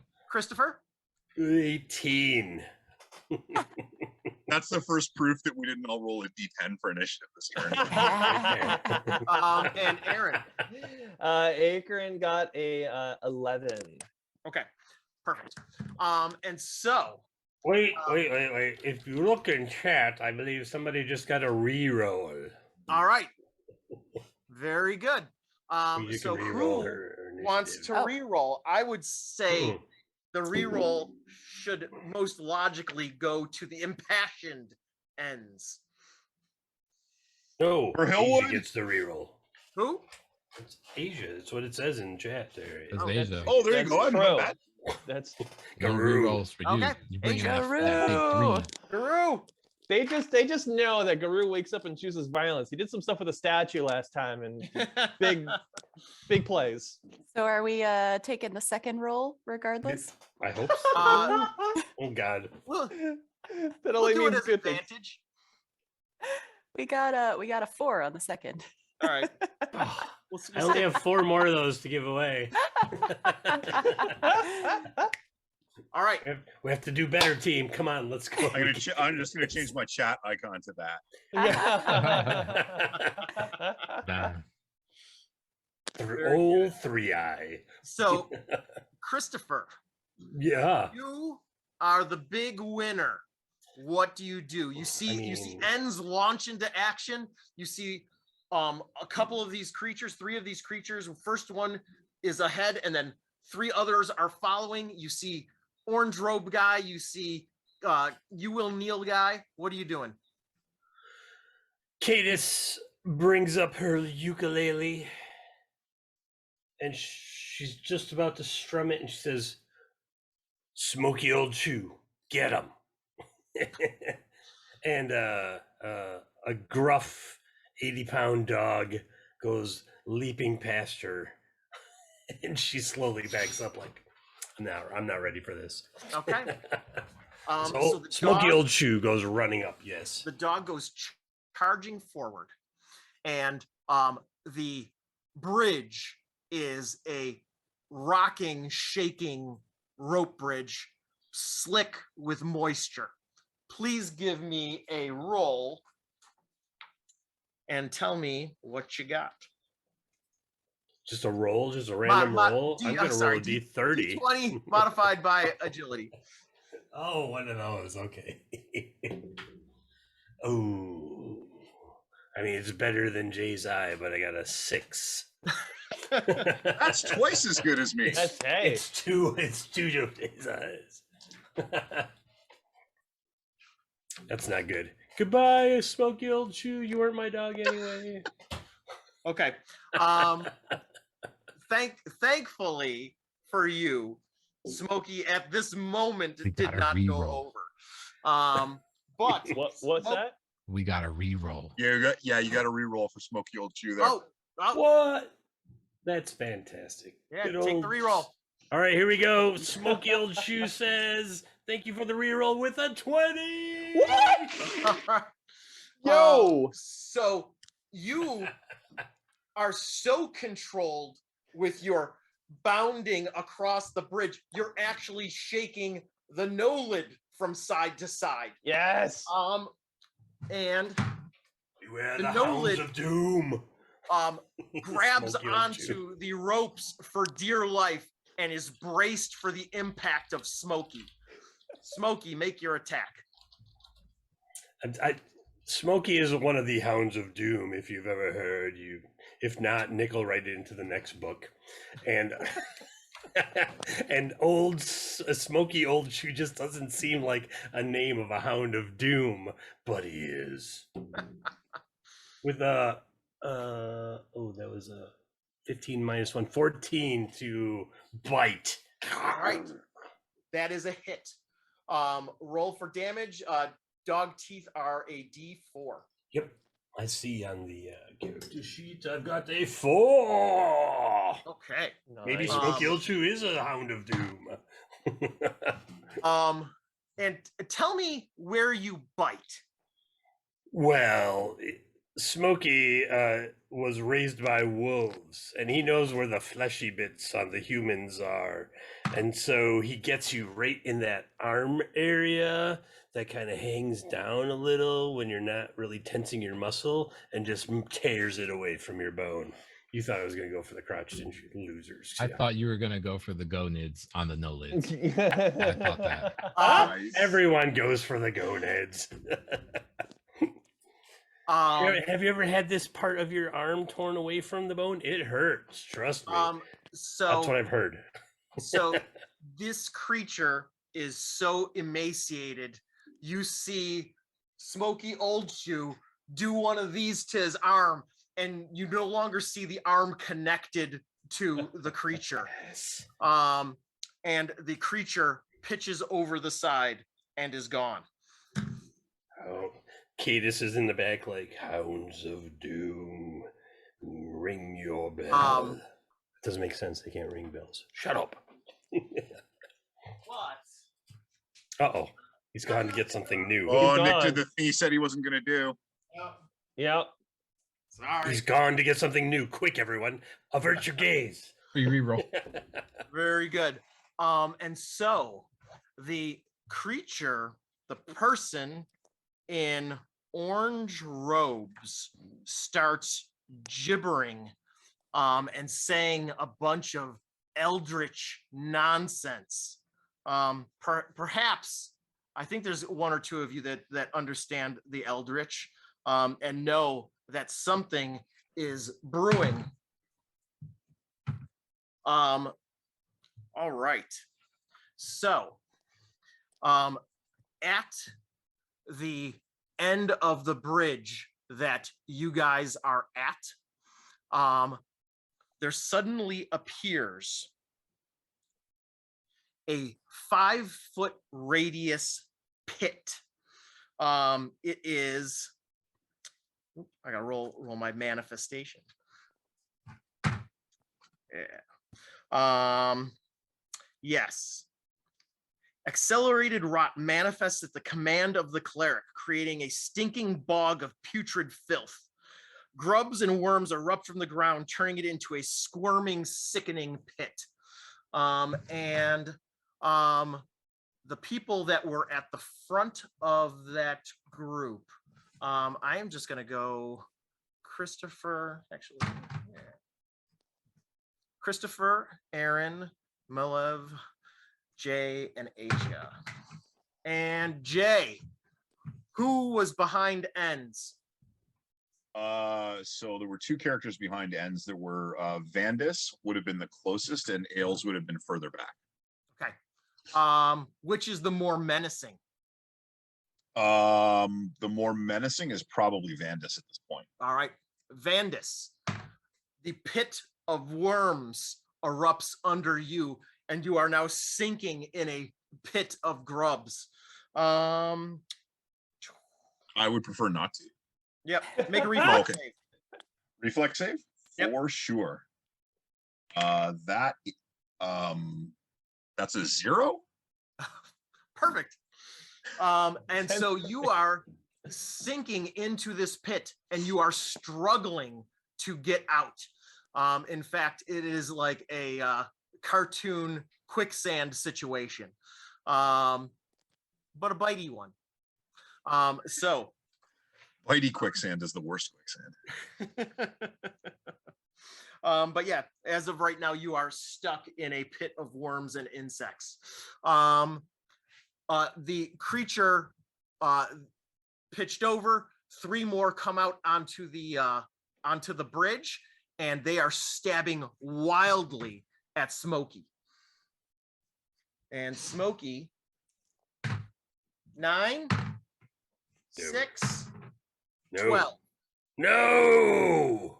How 15. many hits was that? 0. The 12 Says didn't even Smokey hit? Old Shoe. Nope. It says AC 13. Yep. Yeah, because they're small and agile. Arrgh, says Very Smokey. good. Anybody want to burn luck for the Nolids? Ah! You're the worst, Nick. You're just the worst. No. So anyways, so those all attack, and then the big one, the you will kneel one, goes disappearing through a door in the darkness behind. So that being said, the next person in line is Aaron. What would you like to do? Okay, so Akron and Boulder are nearby. I rolled 1 for Akron. I apologize. Should I have rolled 1 for Boulder as well, or do they both go? No, Okay. You roll for you. Okay. What I would say is Boulder was given pretty simple commands by the Mutt Wrangler family. He was supposed to bring back injured people. He's seeing this one person being sucked down a hole, and his brain just basically kicks in and says, "Oh, they're dead. I should bring them back." So Boulder's going to go towards the pit and kind of like gently chomp and see if they can like pull this person out of the pit. Okay. Give me a D20 modified by strength. Okay. All right, Boulder. Let's see what you got. Dude, how's a 5? So you start doing this and trying to like pull them, and you start like pulling backward, and you like feel like their arm kind of like dislodging in their socket, and they're like, no. It is not working. Okay. And Akron, having seen that that one hooded person say some nonsense and make some nonsense happen, he had some luck with a rock before. If there's another one nearby, can I like chuck a rock across the chasm to try to ding that orange robed guy in the face? Of course. Let's do that if I can. Yeah. And that would be another agility roll, I think. Yeah. Well, it's an attack with a agility modifier. Yeah. Gotcha. Okay. All right. Akron is gonna huck a rock and gets a 17. That's a hit. Okay. So roll to wound, D3 damage. Okay. 3 points of damage. So yeah. And who is from Hastral? Or not Hastral, from Stennard? I know there's a couple of you. Ailes is. Anybody else? None of my characters. Okay. Ailes, the priest looks familiar, but you're not placing it just yet. So that being said, yeah. Next is Malev. What are you doing? So the pit of sunken bug stuff, is that, how near is that to raining blows? It's right next to you. Oh, okay. So like I could potentially like fall into that at any moment. It doesn't seem to be growing. It just seems to be It's like one person sized. Yes. Okay. That's troubling. Is there a stomping no lid approaching me? There's 3 of them that are on the bridge. And they are stabbing at a dog. They're stabbing at a dog. Is one of their backs towards me, or is the dog ahead of me? The dog is ahead of you. Okay.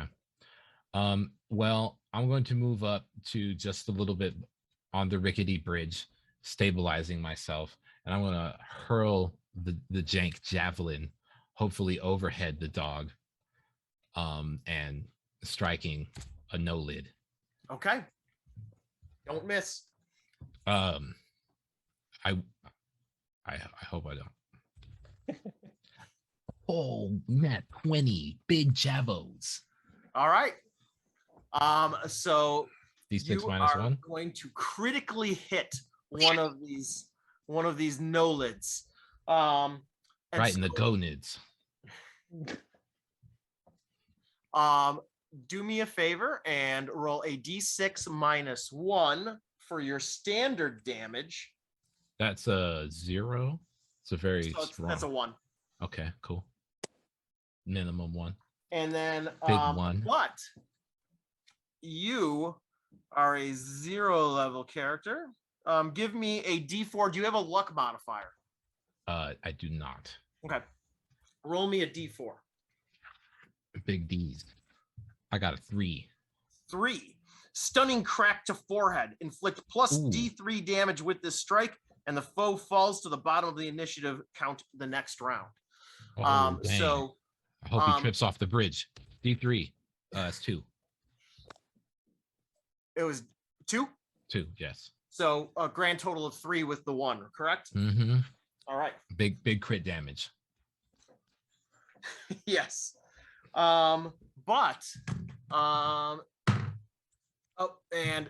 You see them stagger and then stabilize on the bridge. Oh, Okay. So pull out my hammer next. yeah. Are you going to do anything else? If I can retreat from the rickety bridge, I would like to do that, but Okay. otherwise my turn is Fair. over. Yeah. Fair enough. All right. Asia.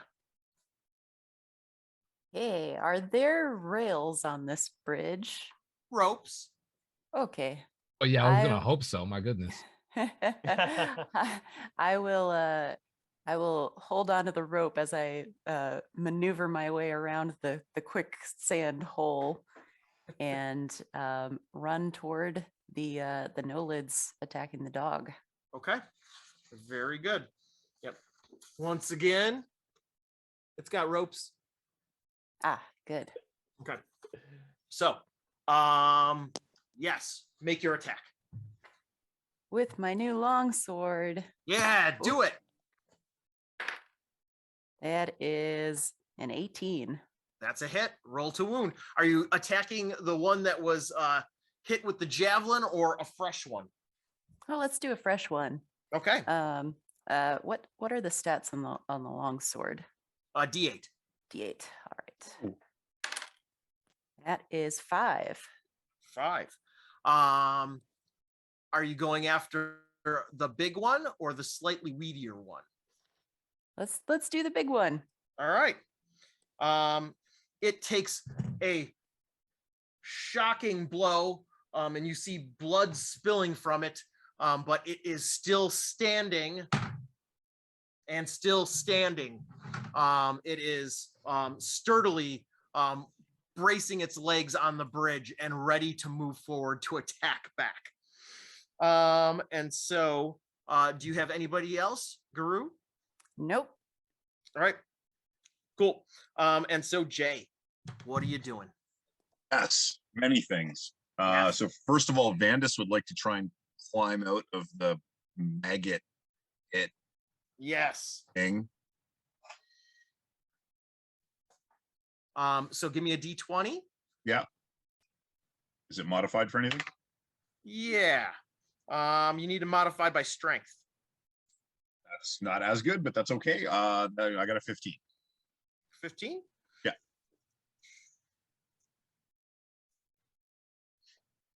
All right. Yep. You managed to heave yourself out, and you see the various critters, Temple of Doom style, spilling off of you. But you are fine. But yeah, it did use your entire That's entire okay. turn. And then for Ains, so she's just interested in moving in a straight line between where she is and Vela. Is there any no-lids between her and that point? Yes, there are So 3 then of them. she'll just go straight forward and she will chop the first one she gets to. Okay. So I want you to give me a D20 and a D3. Okay. Is it one thing or is it 2 separate things? So think of it. I like to treat my 0 levels as aspiring first levels. Okay. And so essentially you're rolling a D die as well. Okay. So then that is 15 and 2 is 15. 15. Okay. So you hit. Roll to wound. Okay. And that is 4 points of damage. All right. Now you have 3 different ones that you could strike at. One of them's got a javelin sticking out of it. One's already been First hit one. with- First one. Don't care. First one in the line. We're just going down the line. All right, cool. And so you cleave into one with the axe, and you see it struggle to stay on the bridge, and 20.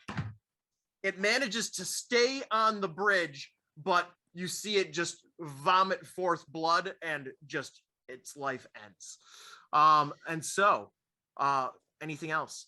Yes, I have one character remaining, which is Ailes Crowgrounder. Okay. And it is now time to curse his sudden but inevitable betrayal. Yes. So sorry, which of Aaron's characters was it that hucked the rock at the Orange Coven priest? That was Akerin. I am going to try and put an arrow into Akron's back. Whoa! Plot twist. So that is a 6. That is a All right. miss. So, All right. which one? I apologize. Which one of the individuals was that? So Ailes is the skinny guy with the bow. Okay. Yeah. Akerin kind of whirling as the arrow kind of like shoots past. Just like, what in good graces was that about? Very good. And that is all I have. Very good. And so, the next thing is back to Christopher.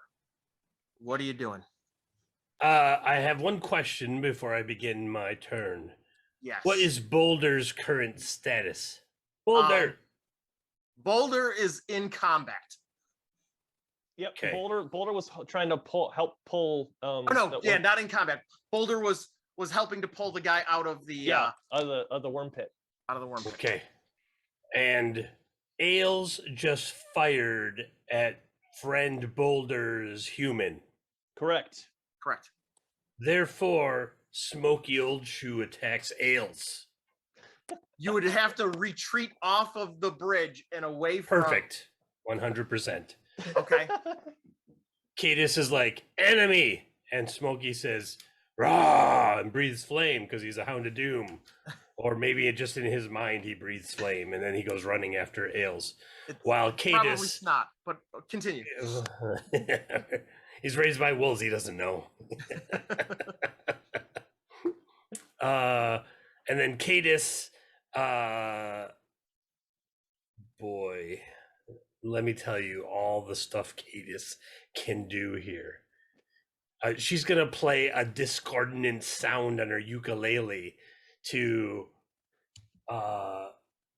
break concentration of everyone that can hear it, like the mythic bards that she has heard of in or read in. She just starts strumming wildly on her ukulele, possibly to no effect. She has no idea. All right. Roll a d20. All right, 1d20 is coming up. An 11. An 11. It sounds like a song. Ugh, damn her for being so good. Okay. Meanwhile, Smokey is like, get him, Smokey. Or All right. Old Shoe or Old God. I don't know. Yeah. Make your attack. Oh, you've muted yourself. There you go. I know. I thought I was done, but you want Old Shoe to attack. Yeah. Old Shoe opens his leathery mouth and clamps down with a. Ooh, I think this could hit with a 12. Ailes? Yeah, Ailes is only AC 10. Okay. Hounds of Doom teeth rip into your flesh for 3 damage. So Ailes stumbles to the ground, but he's still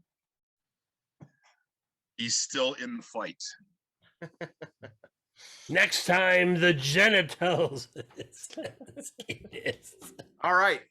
So, in this moment, you see 2 figures emerge from the darkness.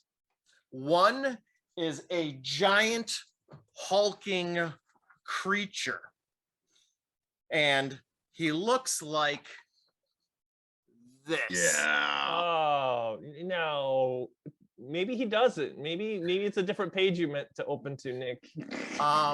And with him is another person in orange robes, this one carrying a bow. And the one with the bow lets loose an arrow, and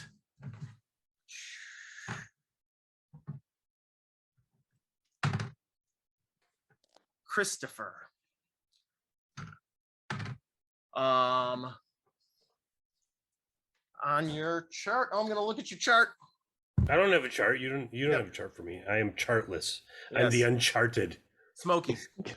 No, not Smokey. Smokey. Oh, actually, it's probably better that you try to hit Smokey. An arrow is loosed, and it goes flying wildly into the pack of people and somehow manages to not impact anyone. Fire into melee. It's my favorite thing to do in every game.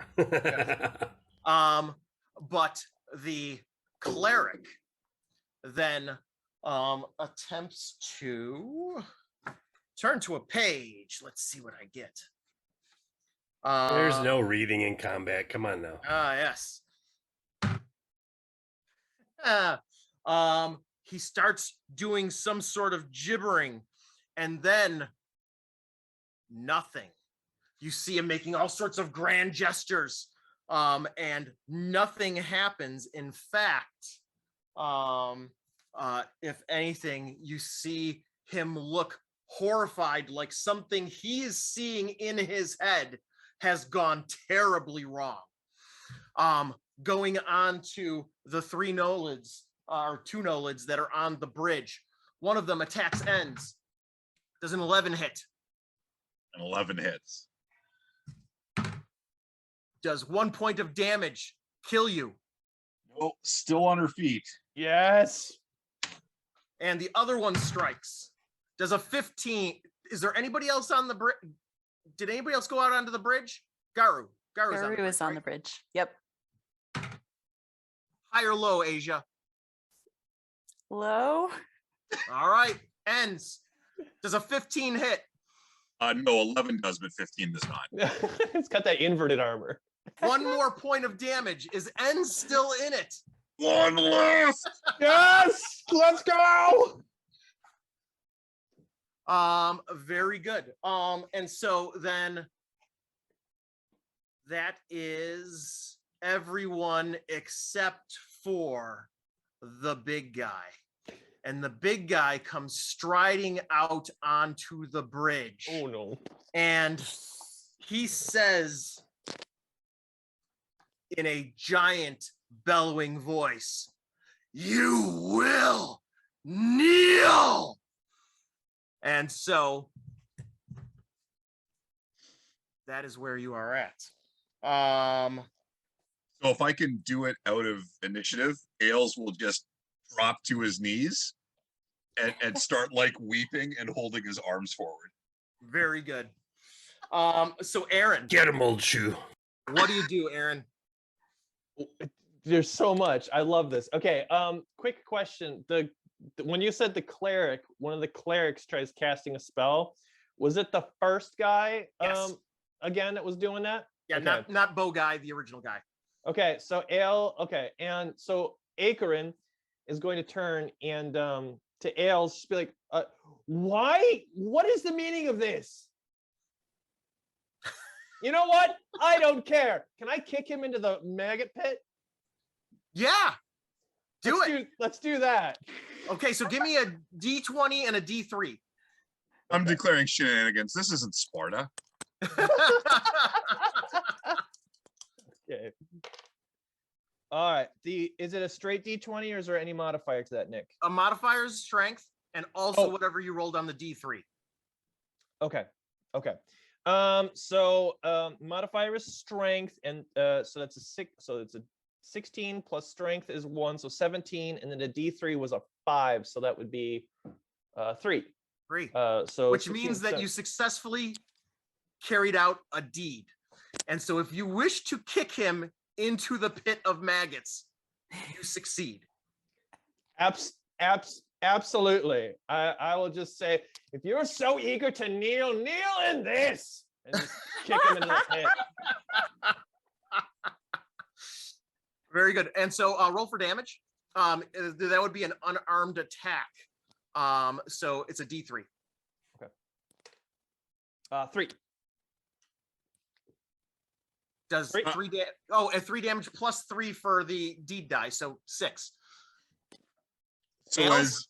as Ailes pitches back into the pit of maggots, he'll just let out this pathetic, "My brother Gareth will avenge me," as his like mouth fills with all the maggots and he just sinks underneath.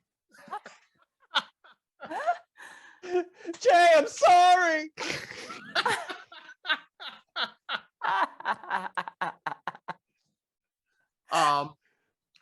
All right. So Aaron, anything else? Boulder at this point, I think the person got out of the pit that he was trying to help in the pit. So he is going to stay on the other side of the bridge, kind of like growling kind of right now. Okay. Basically he's going to act aggressively if any nolids start coming across, but right now he's just growling. Okay. Very good. And so then we go to, oh man, I skipped Matt. No, I didn't. Malev, what are you doing? Ain Raining Blows is horrified by what he just saw. Some people get kicked into maggot holes, and he's got the hammer in tow. He's not on the bridge. So there's nothing I can hide behind, right? It's really just like You could some posts. You could hide behind the posts. Yeah. Poorly, but you could. Yeah, that doesn't. I am going to move up on the bridge and support Ains as I see that they were stricken by blows. Okay. Very good. And so anything else? Is if I can get into range to strike, if is the javelin Nolid still hanging around? There's 2 Nolid javelins, and then I mean big the one guys that I put the javelin in. Oh. Is that one still up, or did that one get dispatched? That one's dead. That was one the got first one. dispatched. Okay, cool. Now I'll just follow up against the next one that I can reach with the old hammy. Okay. Hammer time. Hammer time. D20, 18. Big smackies. Okay. That's a hit. Roll the wound. D4, 3. 3. All right. Per pow. And the body pitches over the side from the hammering of Whoa. blows. The raining blows. He's bringing them in. All right. Is that all your characters? Yeah, I'm just gonna try to support Ains as Okay. I see that they are wounded. All right. Asia. Tell me All about right. your life. Yeah, there's so one more node lid remaining before me right here on the bridge. Yeah. I will take a swing at it with my longsword. Okay. That is a 14. Okay. It tries to dodge, but it fails. Aha. Roll to wound. That is 2. All right. It is still standing, but it is injured. I've lost my pencil, and the world must stop. Oh well, there it is. All right.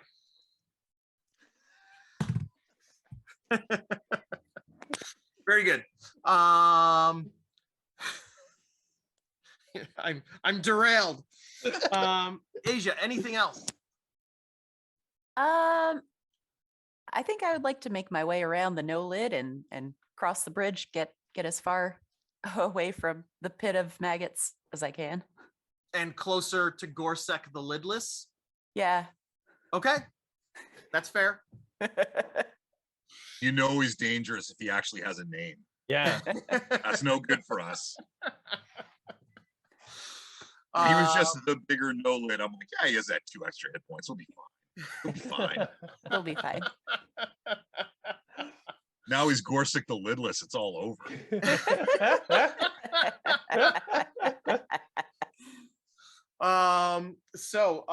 Then we go to Jay.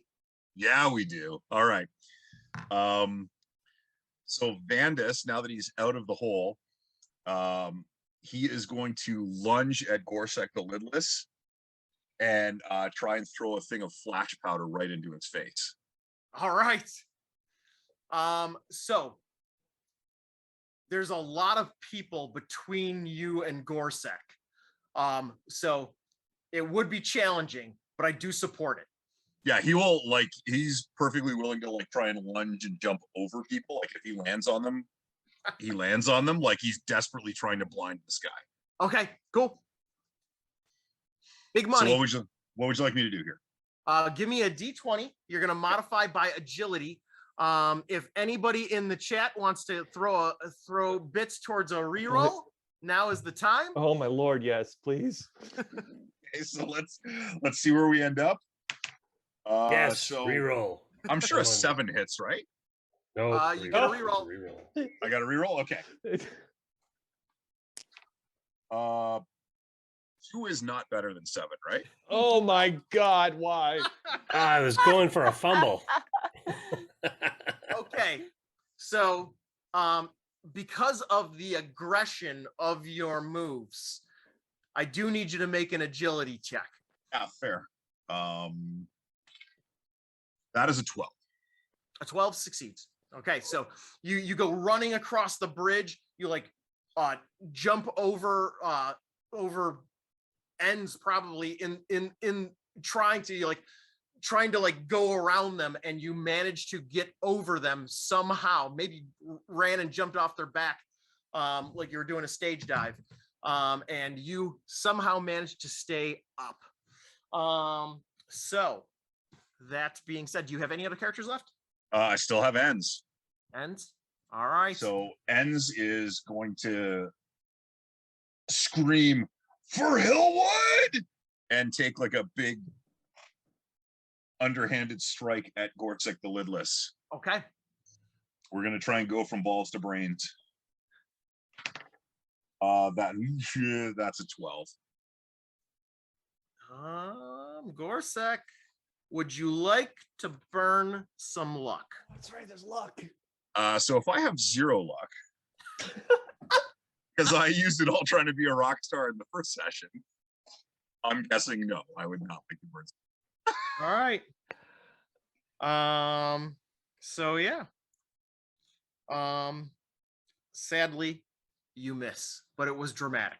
It was a dramatic miss. And so we go back to the top. Christopher, what would you like to do? Yes. Smoky Old Shoe was going to maul Ailes, but I think Ailes fell in a mega hole. You actually see like a feeding frenzy, and like the insects and maggots are essentially like hopping over each other to get to Ailes as he sinks into the pit. All right, so Smoky Old Shoe stops and says, "Roo, roo, roo, roo, roo, roo, roo, roo, roo," and Kata says, "Not now." And I think they're both sufficiently grossed out that they're just gonna like slowly back away from everything that's going on, because she has a hammer and a ukulele, and I don't think either one's gonna kill any of these things. All So right. she strums on her ukulele again with the hammer. Very good. And that was a cock die. And that was a 9. It's slightly less of a song than last time. Yes. Slightly less. She's getting more fearful. It's not her crowd. Yeah, no. You guys just don't get hammer ukulele. All right. So I must choose between Garu and Ends. Asia, high or low? Hi this time. It's low. I rolled a 2. You, Asia! So Gorsek does the power move of pointing at Ends and brings his massive skull-headed mace. Does a 16 plus, does an 18 plus, does a 21 hit? No. No. Um, I'm made of plate mail. and Ends, you take 9 points of damage. Are you still up? That's more than 1. So no. So you see this skull-headed mace come down on Ends, and you just see their body crumple and then slink off of the bridge. He once again does this and says, "You will kneel." And this is punctuated by an arrow that comes flying across. And Asia. Mm-hmm. So 2 Asia, that's gonna be. Is Tristan still here? Trissid is back behind, but I wouldn't mind bringing her in. All right. Well, she might be being brought down. Is an 11? Yep, an 11 hits. You have a 10 armor class. And so, you are hit with an arrow for 7 points of damage. Do you survive? Is this for Garu or No, for Trissid. Trissid? No, Trissid does not survive. All right. So yeah, you just see a random arrow, like he's just like doing the really like brazen, like pick a target and then lets one fly and then a guy dies. Or what however Trissid is oriented. Dead now. I don't remember. I created this character. And so then the cleric. Oh geez. The cleric once again starts uttering some words. And this time, 2, that is Aaron. Okay. Aaron.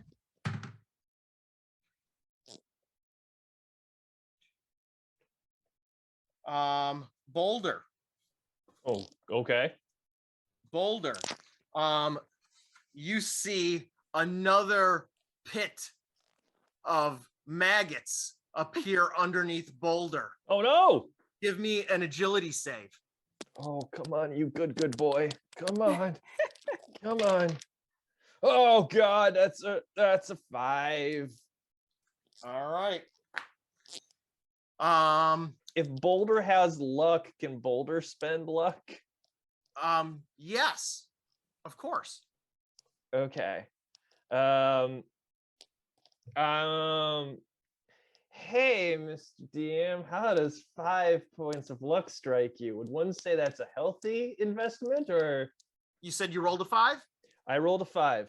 Yeah, it's a DC 10 reflex save. Oh, so yeah, 5 and 5. Yeah, let's do that. That's the magic number. Okay, let's do You that. leap agilely aside with one maggot on your paw. Oh, always one. All right. Phew. Don't like All that. right. cleric. And so the only thing that remains is one Nolid stabbing at. This time I'll make it J. J, high, low. I'll take high. That's low. Garu, does a 17 hit? Oh, yes. How does 4 points of damage do you? Oh. Pretty brutal. Ah! So dead. Oh. Give me a D20. 3. 3. Mhm. Garu, you hear Garu like try to mutter something and then slip off of the bridge, and you just hear a squelch minutes later. Minutes? I guess it was minutes. It is a long way down, but not minutes down. Thank you for the clarification. I'd I've like to always teach a wanted to physics go class later. skydiving. Moments later. Thank you. All right.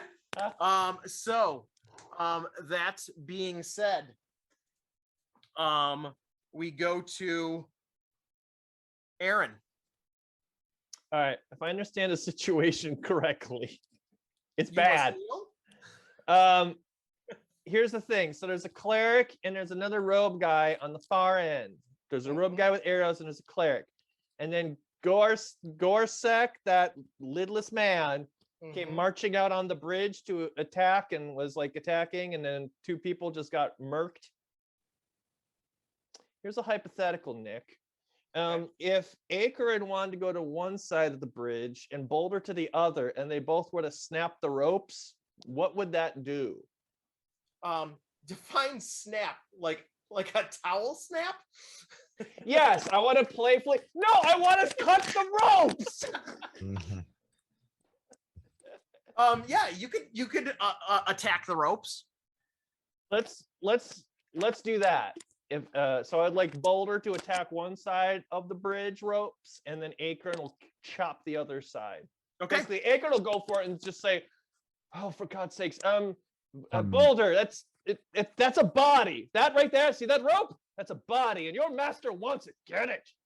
Raining Blows looks concerned at Boulder and the other one. Oh wait, behind is there him, someone kinda- on the bridge still? Oh, yeah. Raining Blows is still Oh. the last one to be. I'm sorry. Right? Okay, then hold that plan because I could hold on tight.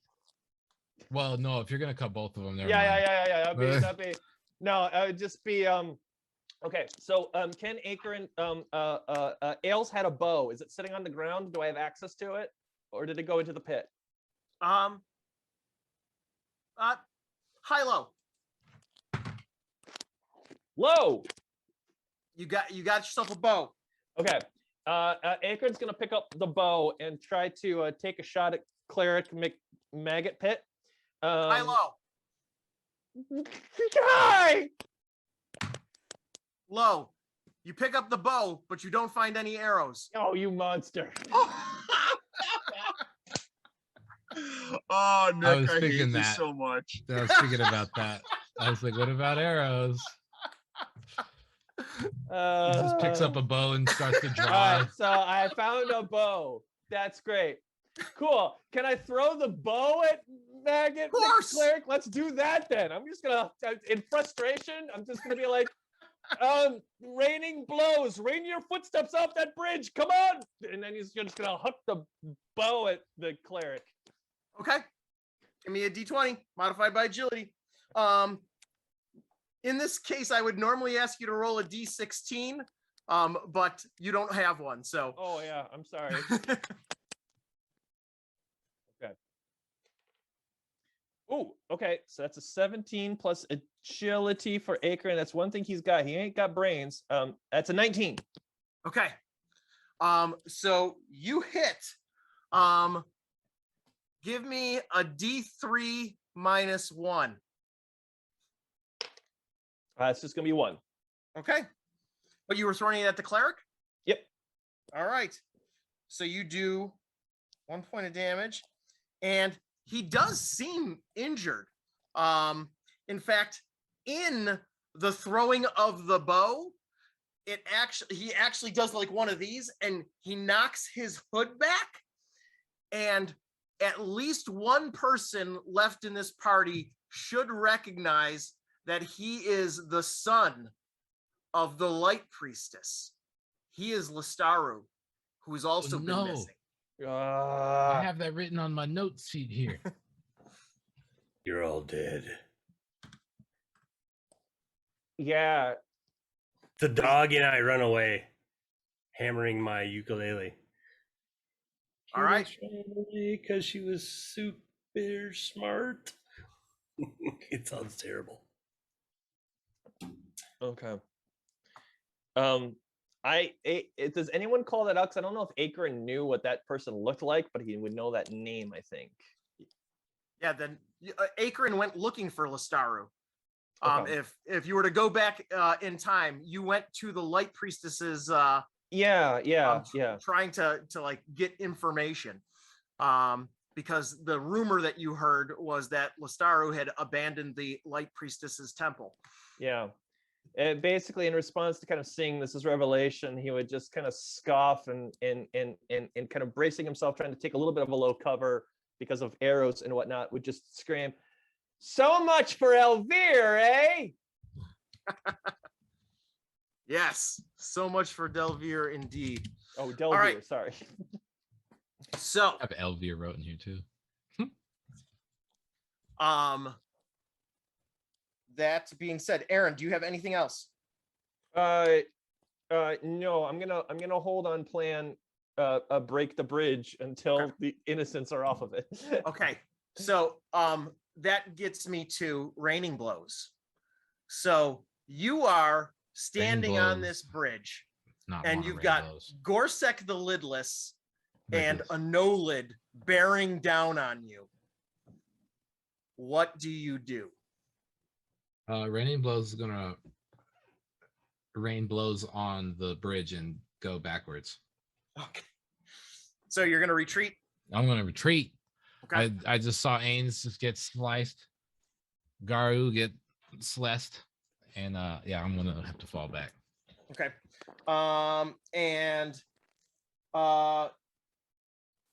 Yeah, your other two guys ran away, so they're gone. So yeah, that's Yeah, where they you're they at. they ran away voluntarily. I don't know if Yes. that makes a difference, but Yeah, if yeah, they're I not mean, in this if situation. if That's you for want sure. one of them to show up, I'm okay with it. Oh no, they're chilling right now on the other side of the mist wall. Very good. And so then we go to Asia. What are you doing? Yes. So I have 2 dead characters on site. I have one who fled last session. Can I bring the fled one back? Yes. All right. Keneal Berryplucker shows up with his trusty pitchfork, ready, Oh, just the guy we need.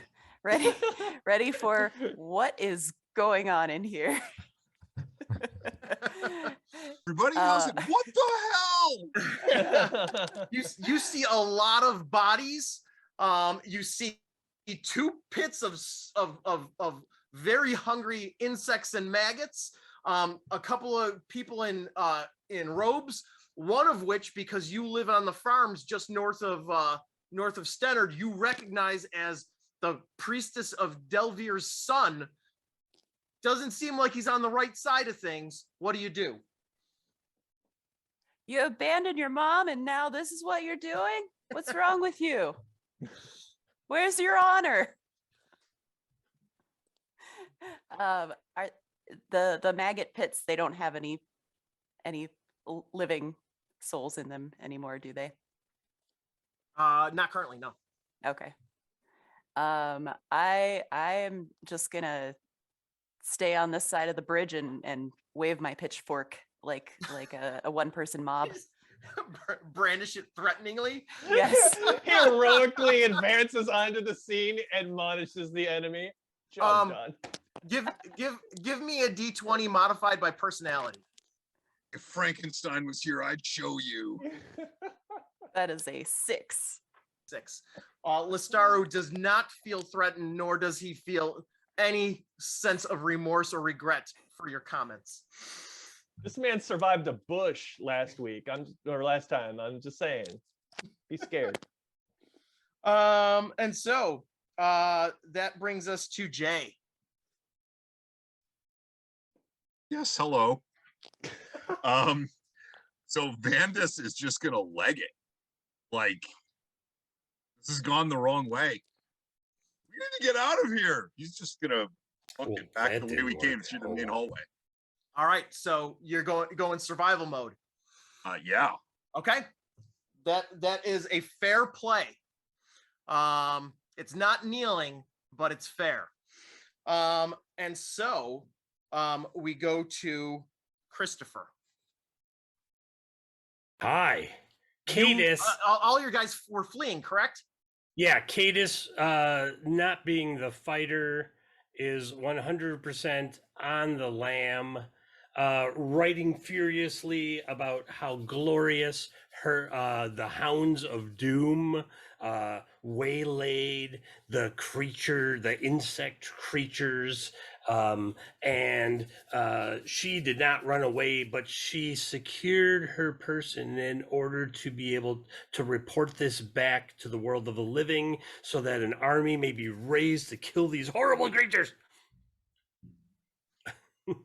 All right.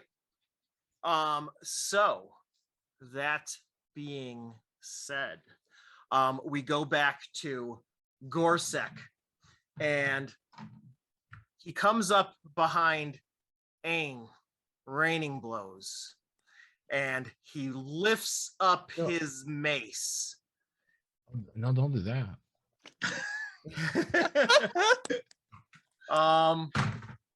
I brandish my hammer in a parry sort of fashion. Does a 23 hit? Oh my god. Let me check right quick. Oh, real quick. my I'm What are you looking God. rolling at percentile? I'm dice looking to at hit? the AC stat right now. That's what I'm looking at. Yes, you are hit. And you take Aang's Raining Blows takes 12 points of damage. No Oh, way. Aang's my- Raining Blows. No. Oh. He didn't even hear him? Because now he's dead? And so once He again, lived through the Gorsek famine. says, I said kneel or spread word of my triumph here. Can't raid blows anymore. And so you see the two clerics or the two robed figures. One is throwing up his hands, triumphant, like he is bringing down something. The guy with the bow is pulling back the bow, and Gorsek holds up his hand and says, will you spread word of my name, Gorsek the Lidless?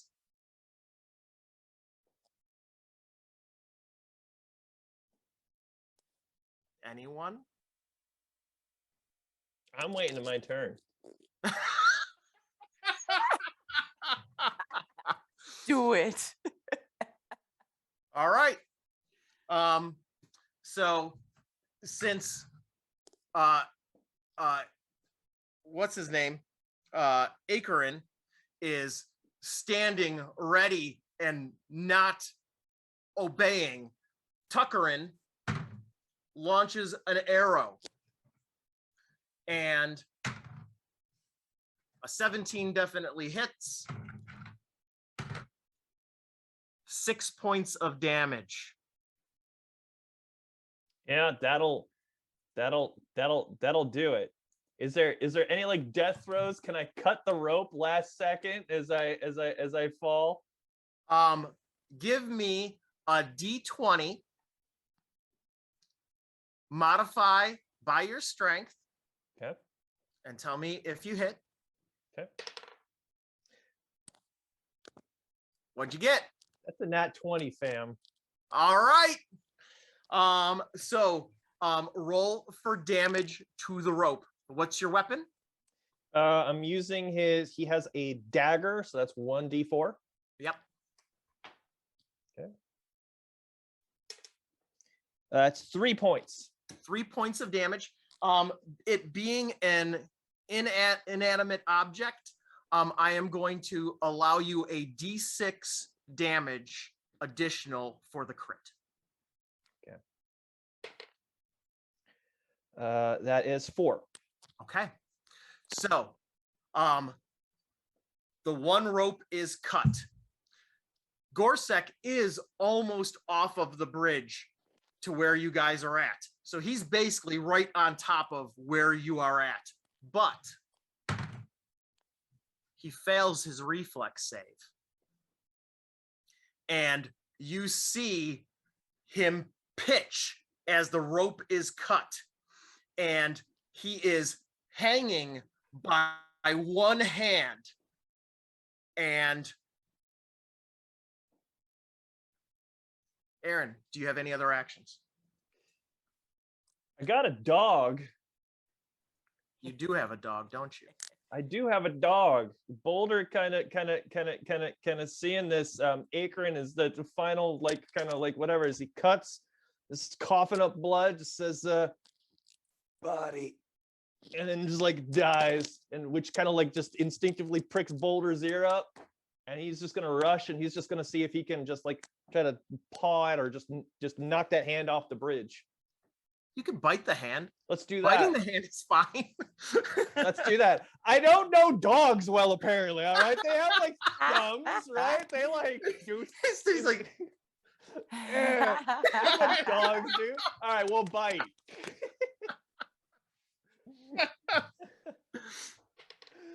All right.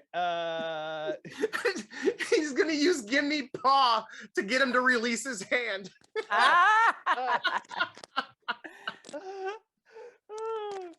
So you need a strength.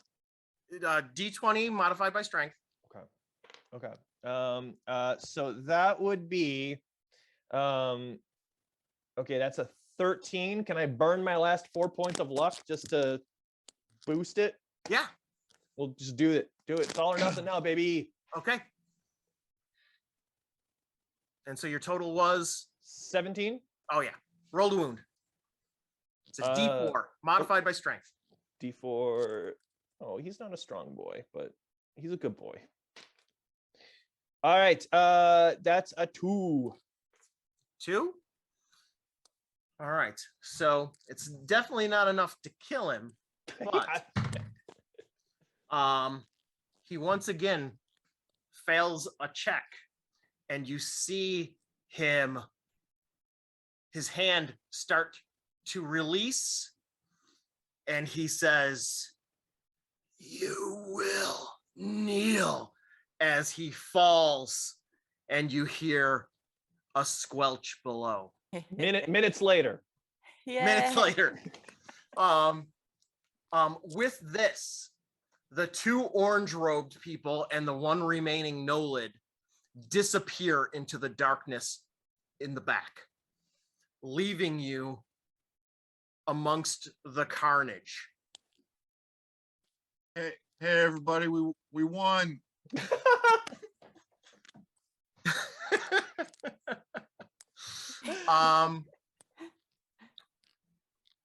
What, any closing actions before we wrap this up?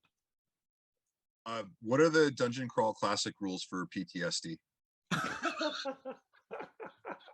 That's darkest dungeon.